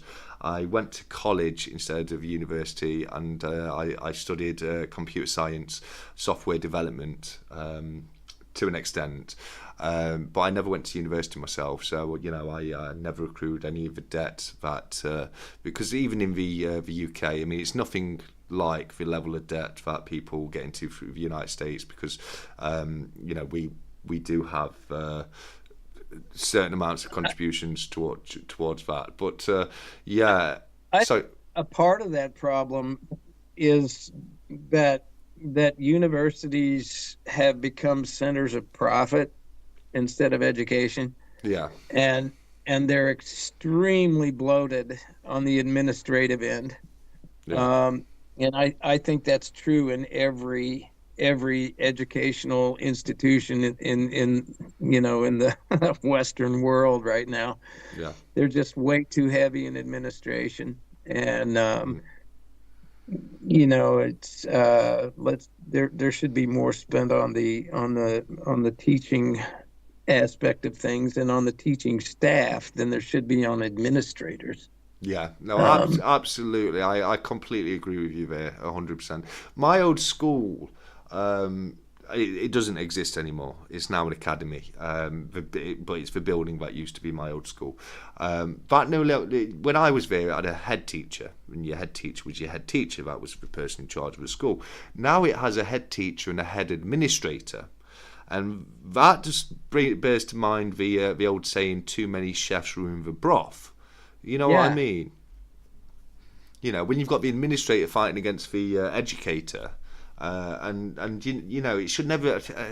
I really dislike this system where you've got the educator on one side who is experienced and qualified in teaching and educating, and then on the other side you've got an administrator who is just purely business minded. They're telling the educator what they do and don't need in their budget. What? Who are they to say that? You know what I mean? It's the person who does the job who knows what things they need to teach. What additional PCs they may need, or teaching aids, that kind of thing. And I yeah, dislike the idea of there being an administrator there saying, no, we're cutting money back for that, we're cutting money back for that, we can't afford that, we can't afford that, because it's investing in our future, isn't it, the school education system? yeah, yeah. And it's unfortunately it's you've got to have administrators and you've got to have educators, but the the profit taking side of it, I think, is and some of that comes from around here, the University of Nebraska at the medical center here. They have the Buffett Cancer Research Center, and there's two other research towers and all this, that are there's so much money in research and development for these university medical schools and for pharmaceuticals and things like that to be, and with the schools, they've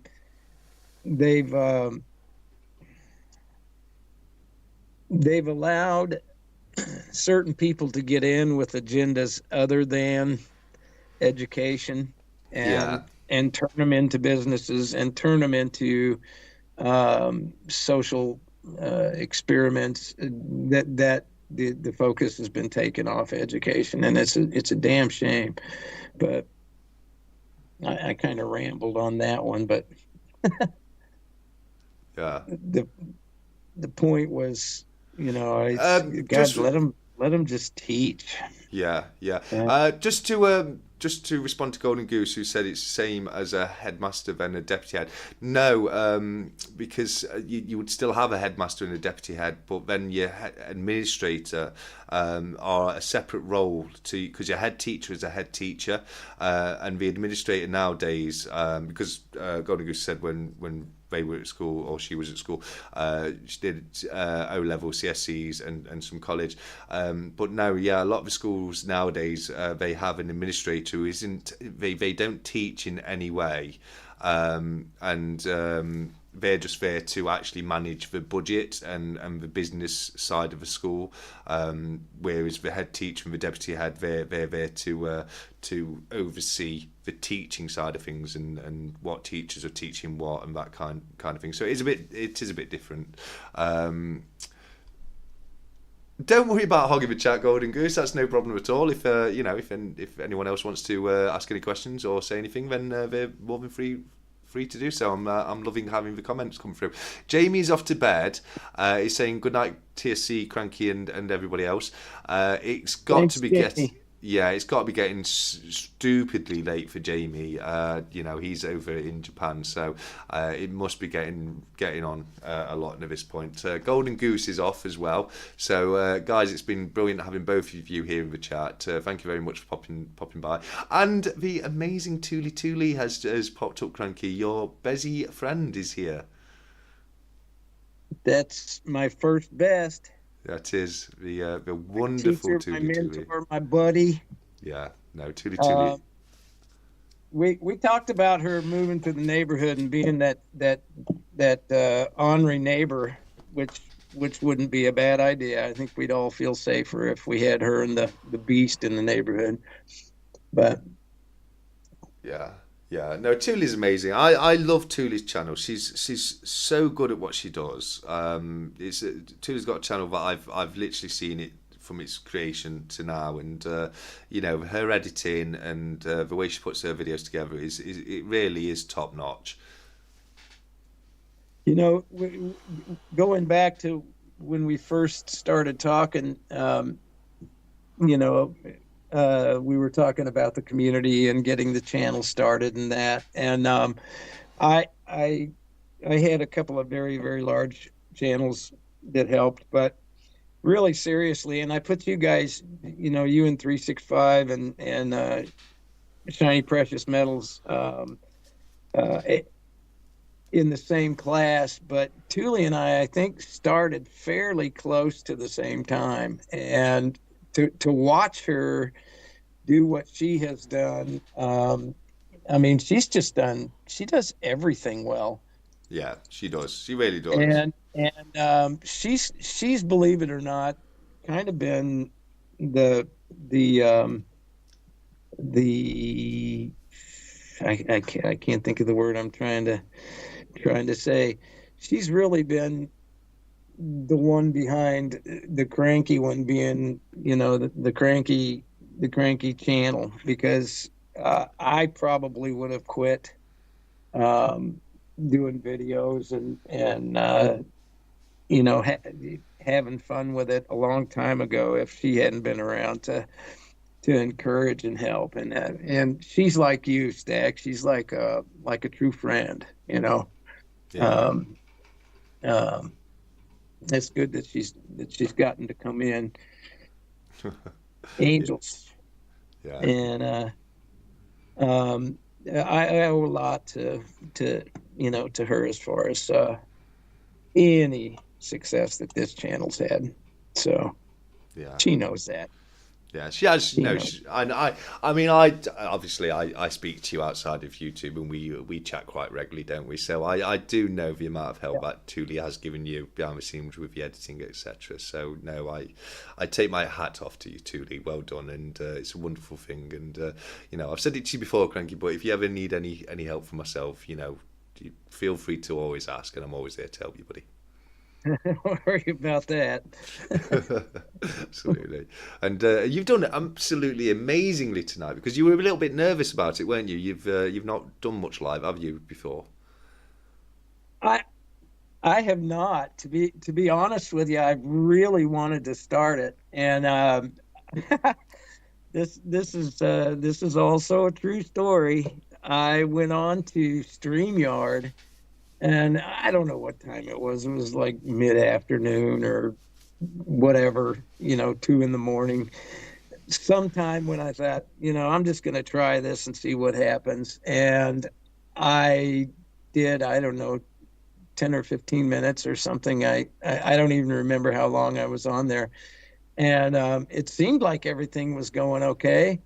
Um, I was by myself, which was cool, but I have no idea where that went, whether it whether it recorded it or it's just out there in cyberspace somewhere floating around. I have no clue where that went. Oh So wow, I love that. The there, Lost Live there of Cranky there's my Stacker. there's my first lesson at live Yeah, streaming, and I thought about doing the YouTube live stream, and this tells you how little I know about it. Is whether it's StreamYard or YouTube Live. I don't know. I thought maybe I'd try a little bit of that YouTube Live just to throw something out for a quick short, just to see what happened. But I don't know. There's a lot of people doing it, and I think that's probably one of the most um, constructive and therapeutic things that you can do when you get into this community is get proficient at the live, because I think it's a really good deal. It it yeah. it's therapeutic for some. I think it's wonderful. I really like doing the lives. I've been having so much fun with the Saturday Stack chats. It's great to have a proper conversation with other stackers and creators. I just feel you get to know them just a little bit more, than perhaps you do in the comment section, etc. So yeah, it's been amazing. Now, can you believe we've been going for 3 hours already? No, no, Yes, yeah, and we have literally so just hit 3 hours just there, and I know I ask quite often around the 3 hour mark, and it's the same response every single time. No one can ever believe that it's been that long because it really does fly by, doesn't it? it does. This is not something that should only happen once a year. I think it would be. Yeah. I can't even tell how I've done. Uh, from the live screen on the on my laptop here. I can't tell, but I hope it's gone well, It's and got it's it's certainly has been fun. I'd do it again in a heartbeat. oh, Um, brilliant. That's great to know because I fully intend to have you back on in the new year, Cranky. Absolutely, cool. that would be I'll be amazing. there. That would be amazing. And if you need any hints about going live that I can help you with, then I'm always here, mate. I don't use StreamYard myself. I use OBS Studios, which is the same kind of thing. It's just a different brand. If there's nothing wrong with just getting your mobile out and going live straight onto YouTube from your mobile. I like using the streaming software because you can do a little bit more with it, but yeah, definitely get on with your lives as much as you can, mate. Now it's always quite difficult with the time differences, but if I ever see your live, I will definitely jump on as often as I can. I sometimes catch either Tuli or Supreme Ginger Stacker if I'm up early enough in the morning. If I'm up about 6 a.m, then sometimes they're still going from the night before, I think. But it's funny because the my my sleep schedule is just one of bizarro town. It's most of the time I'm up by you know 1:30, 2 o'clock, sometimes 4, which would be what, about 7 or 8. 1:30 or so would be about 7 your time. Yeah, I think 7:30. I think 1 p.m. is 7 p.m. where we are. I think it's 6 hour difference between us based on what you've said recently in regards to this live. But I can absolutely validate what Cranky's just said. The amount of times I'll be lying in bed and I'll send you a message. And or it'll be whatever time of day, and I'll send a message to you, and you'll come back straight away with a reply. And it's one of those messages where I'm thinking, well, I'll get a reply in a few hours because it will be early hours where you are, so I don't expect a reply. And there you are straight away replying, and it's like, wow, what are you doing up at this time? So it is. What's this race? What are we calling on for the duck race? Are we, Darth Stacker? I've got a little pile of coins here, right here. I think 3 hours in is long enough. With the giveaways, I have said I've got a big giveaway coming up soon on the Christmas special, which is going to be Saturday the 23rd of December, where I'm live with Addicted to Precious Metals. So there's going to be a few ounces of silver as well as some other stuff given away on that one. So up until then, we are going to keep on with just the little miniature giveaways, just for fun. I've randomly picked out a few coins today. We've got a 1965 Churchill crown, a 1900s Victoria widowed head penny from 1900. There's a 1918 People's Act 50p from 2018, and also a 1932 silver threepence, as I alluded to earlier, showing the Bertram Edgar McConnell depiction of King George V right there. So we've got a nice little selection to give away today. Who is up for a duck race? Let me know in the comments. We'll go with duck this time, Darth, but if you would like to be into a chance to win that little bundle of coins, pop duck into the comments right now and we will get a duck race set up straight away for you all. I really do. Sorry mate, go on, what were you going to say? I am parched again. I'm going to run grab some of this while you're setting that. If that's okay. That's no problem at all, buddy. We've got me. I'll pop right back on here. I just have got to. I got to get some liquid here. I'll be right back. Yeah, no worries. That's no problem at all. We're starting to get the ducks come through, so we'll get this set up and we'll get the duck race done. And do you want to be in the duck race, Cranky, or no? It's for everybody, too, Lee. All my giveaways are for everybody. Oh, beautiful cardboard around there. That one's going instead of the one we talked about earlier. Oh, okay. So Cranky's, you're giving away a cowboy round. Is that what you're saying? Yeah. Oh, wow, Let me grab some refreshment. I'll be right back. No problem at all. Well, we'll do this duck race and then we'll do another one as soon as Cranky's back, because it looks like Cranky's going to be giving away something as well, which is absolutely wonderful of him. That's no problem at all, Thule. Yeah, no, I know I used to limit the giveaways to UK only, but for a while now I've been giving them away for doesn't matter where you are. It's just fun to have people involved. So yeah, we've got quite a few ducks come through. If there's anybody else who's wanting to take part in this duck race, then all you have to do is pop duck in the comments. And the reason for that is whatever order the ducks come into the comments is the number of duck you will get. So Just Gold popped duck in the comments first, so he's duck number 1. Darth Stacker will be duck number 2. Addicted to Precious Metals is duck number 3. Tuli is duck number 4. Homestead Aquarius is duck number 5. Scott Silver is duck number 6. So yes, I'll give it a couple more moments, and if that's all we've got, we'll get a duck race started with six lovely duckies in it. And Tuli is saying, all I can think of is Duck Duck Goose. Yeah, I used to love Duck Duck Goose. And we've had duck number 7 coming quickly from Jim Wren. Jim, it's awesome to have you here, buddy. Thank you very much for joining us. And we will make sure we get your duck in as duck number 7.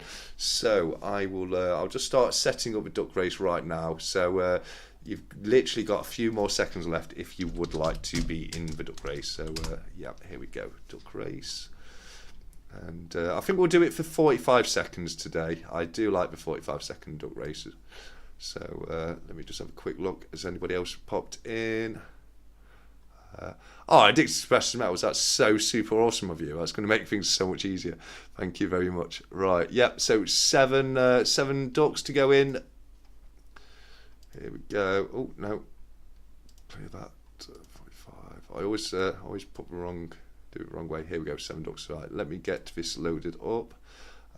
Desktop. Here we go, and we will pop right over to the duck race right now. Okay, so as you can see right here, we've got just close some of these off. There we go. We've got 45 seconds set on the clock. We've got 7 ducks in the race, so we will set that. Here we go, and we'll have a quick look at the ducks. What I love right here is we've got duck number 1, which is plain duck. We've got clown duck, robber duck, purple duck, PC duck, green duck, and plain duck number 2. And I'm very interested to see what the dynamic's going to be between robber duck and PC duck, because yeah, it's going to be very interesting to see both of those characters in the same race. So I wonder if they'll be able to keep their minds in the race, or if they will be a little bit distracted by the other one being there. But with that being the case, and without any further delay, let's get this race started in 3, 2, 1. And go. Here we go. And PC Duck is stomach weight. Here we go. And this is what I mean. We've got it's crashing a little bit. Oh, it's back on. PC Duck is coming out straight away. Oh, it's not even Robber Duck, it's Zorro Duck, but PC Duck is absolutely storming away. Now, I would be a little bit worried right now, because I do seem to find that, here we go, as I'm saying, the one that comes out in the early race, it does tend to fall back towards the end of it. Duck number 1 had a little bit of a spring there, but he is coming back, and Clown Duck is being a bit secretive in the back there, but what will happen, my internet connection is not going the fastest. I don't know what's happening. Here we go. Green Duck is in the front. PC Duck is actually getting a second wave, but is it going to be? It is. It's number 1 and plain duck, which I think is just gold. So, just gold. Well done. Let me get the live studio back in. Here we go. That was a lot of fun. Oh no, I think you won, didn't you? Just gold? Yeah, you won. You got there at the end. It was just gold. That was number 1, wasn't it? Just gold number 1.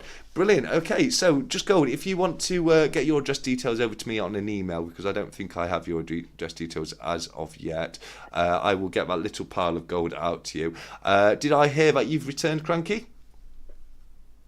I have returned.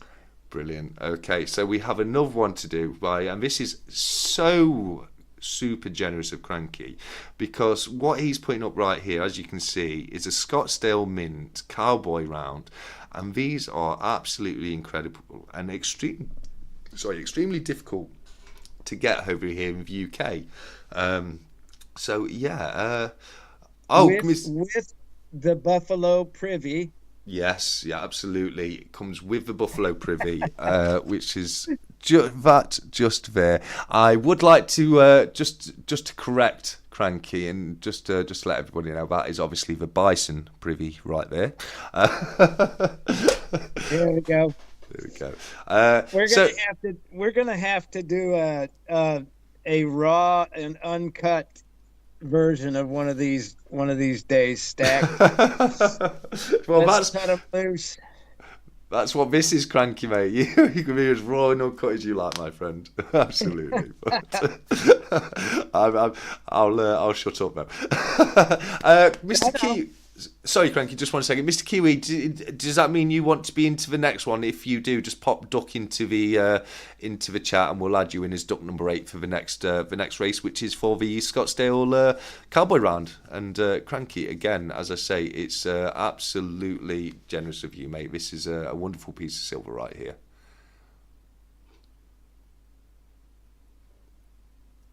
Are you there, buddy? I am. Oh, okay. I wasn't sure if you'd gone quiet or not. So, yeah, Mr. Kiwi, if you just want to let us know in the comments, because you said you missed it by that much on the last one, but we are doing another duck race right now, so I'm not sure if you're still there and you wanted to be in this one. If not, we will start the next race. It will have the same number of ducks. And Cranky, this is your giveaway, so would you like to pick the time? And we've had a yes from Mr. Kiwi. What?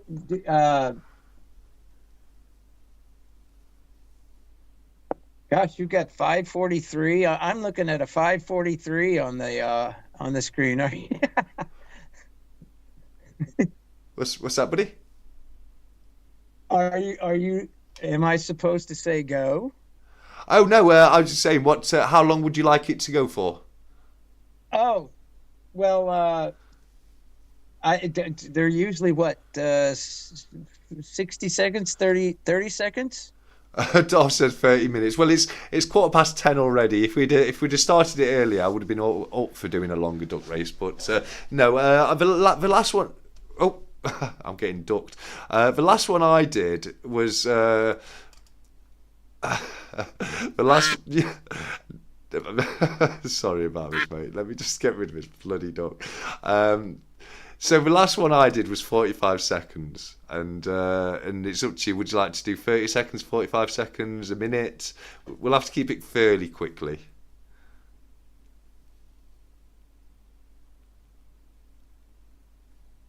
Cranky?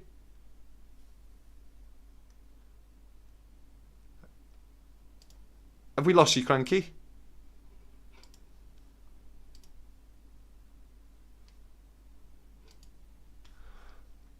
Oh, I'm on hold. I'm not sure why I'm on hold.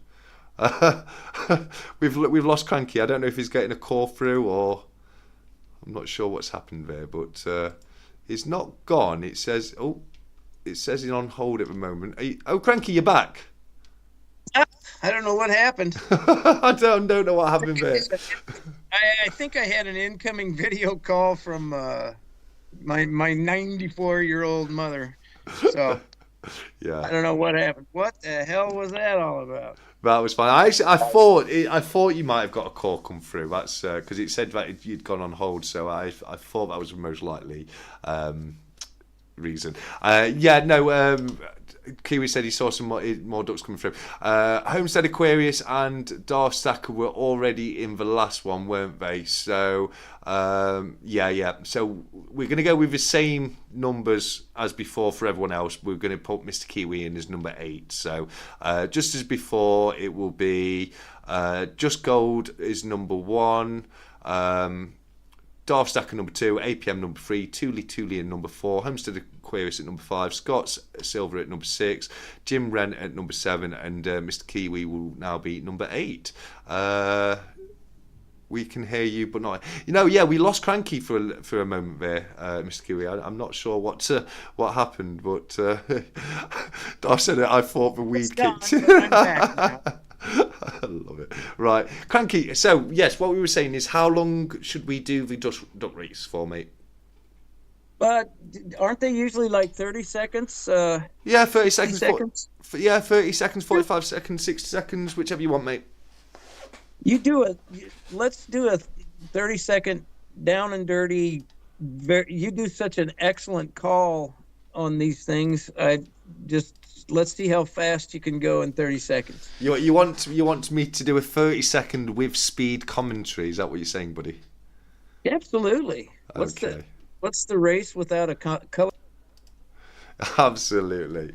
Okay, well, this is what we're going to do. Okay, so it's Cranky. As I say, Cranky's very generously giving away this piece of silver. So at his request, we are going to do a 30-second race, and I am going to do my absolute best with the high speed commentary. So here we go. I'm going to transfer us over onto the to the desktop. Here we go, and we have the duck race in front of us. As you can see, we have a 30-second timer with 8 contestants now. So we will set that, and let's have a look. Oh, very, very interesting set of ducks right here. We have Teddy Duck, Summer Duck, Snowman Duck, Astronaut Duck, Punky Cyclops Duck, Zigzag Duck, Normal Duck, and Beefeater Duck. So yeah, it's going to be some very interesting speed commentary we've got going on right here. But with that being the case, Cranky, can you give us a countdown, my friend?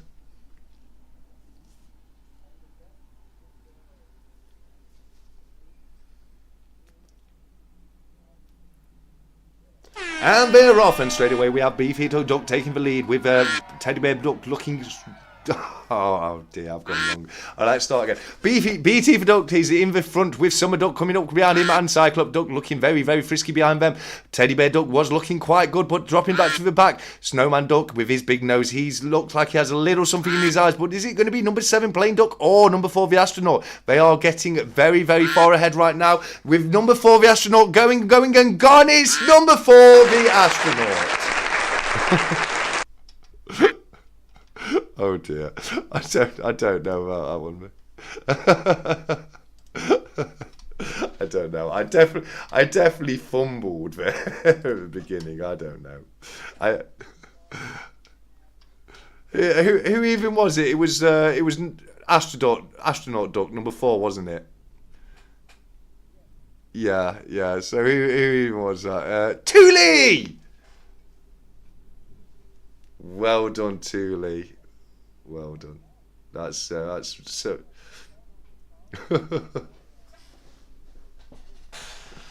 Oh, thank you. I stumbled a little bit on that one, but I give it a good shot at least. I love it. But no, the duck races are so much fun. Rocket Man Duck. I'm gonna have to use Rocket Man Duck instead of Astronaut Duck going forwards, definitely. But.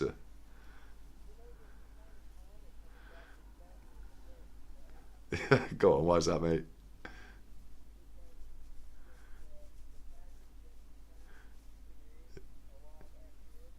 Oh, yes. Yes.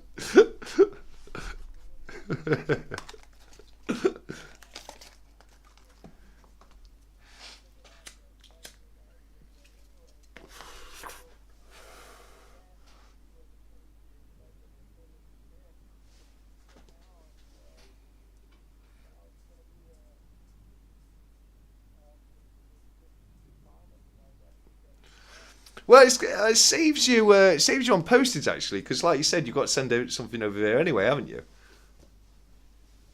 Yeah. Cranky, I'm sorry. The people could not hear you, Cranky. I do apologise. I thought your audio was on, but thank you so much for letting me know, guys. Yeah, I do apologise for that. You should be able to hear him now. The comments are still coming through that they can't hear you, but if you speak now, Cranky, they should be able to hear you again, Bout. Can you hear this? Yeah, they should be able to, mate. Yeah. All right. Well, this has just been really, really nice. Yeah. And I appreciate everybody coming by and spending time here. It's Yeah. This is what the community's about. Yeah. You're such a good friend, and Thank you. Mate. Thank you. Just so everybody knows, because obviously they don't know, we do. But what Cranky was saying is that it was karma because he's got a little something from me that he has to send over to Tootie anyway, which you accidentally opened up, didn't you yourself? But yeah, that's what Cranky was saying when you couldn't hear him. So. Yeah. It's just, that's karma telling me get it to where it's supposed to be. Yeah, exactly.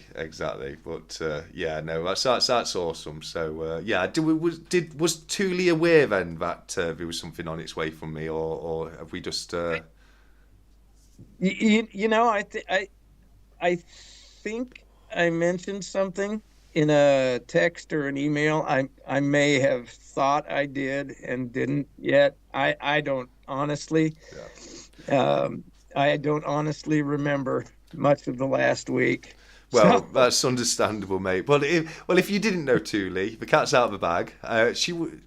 I was not aware. She wasn't aware. Well, there's a little something that's ringing its way to you from myself. It's currently on a stop off at the Crankyville, and will be ringing its way to you very soon, Thule. So definitely keep an eye out for that. I'll explain in detail in my letter of apology. I actually, believe it or not,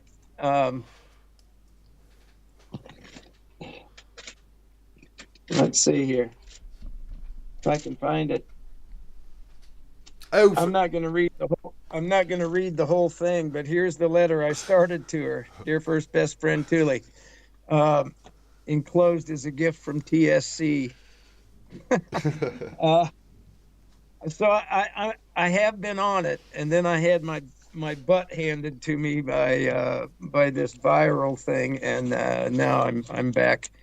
yeah. We'll get it. She'll have it within the week. Yeah, yeah. APM's got to go. He's got a load of duck races to film. And obviously, just before he goes, I just want to remind everyone that myself and APM are going to be doing a Christmas special live Saturday the 23rd of December. It's not just going to be me and APM, because it's going to be an open mic for anybody to come on and join us. There's going to be me and APM co-hosting it. We're going to be running some games, doing some giveaways. As I say, I've got a few ounces of silver I'm going to be giving away, and we're opening up for anybody who wants to come on and have a chat with us and just celebrate Christmas together. So that's going to be a wonderful night. Definitely get it in your calendars if you're able to do so. It's going to be starting from 6 p.m. on Saturday the 23rd of December, and some of the giveaways you will actually have to come on and play a game to try and win some of the silver. So if you would want to do that, the only thing you'll need to do so is to have a Skype account, and then we'll be able to get you on the live with us. But definitely looking forward to that. It's going to be absolutely amazing. APM's just let me know he's had an idea about it, so I'm super excited about that. I definitely will look out for your message later, mate. But thank you once again for popping by, APM. It's been a pleasure to have you here, my friend, and I will speak to you very soon. Thank you ever so much, everybody. Yeah, no, absolutely. It's been oh, mate. It really has been a wonderful night tonight, chatting with you. And I'm always excited about these stack chats, but I was especially excited about this one because you are a good friend. You're somebody I speak to quite regularly out of YouTube. You're always there giving me advice about jobs that I'm doing and stuff like that. So it's been such a great pleasure to actually have you here and chat, properly with you. I really look forward to, good gosh, man, I'm having trouble with the English language today. I really enjoy, I've been looking forward to this live chat with you because, like you said, we've talked more or less email or text or whatever, but I'm looking forward to our friendship growing, and I'm going to tear up here. No, I really enjoy you and getting to talk to you, and I hope we get to do it again sometime soon. And I'll bring out a little crankier side of Cranky next time. No, definitely. But I certainly have enjoyed this, and I thanks everybody for coming in and basically giving you and I their time, because that's really all any of us got, right? Yeah. And it's appreciated very much. Oh, so much. And God bless everybody. Absolutely. Angels.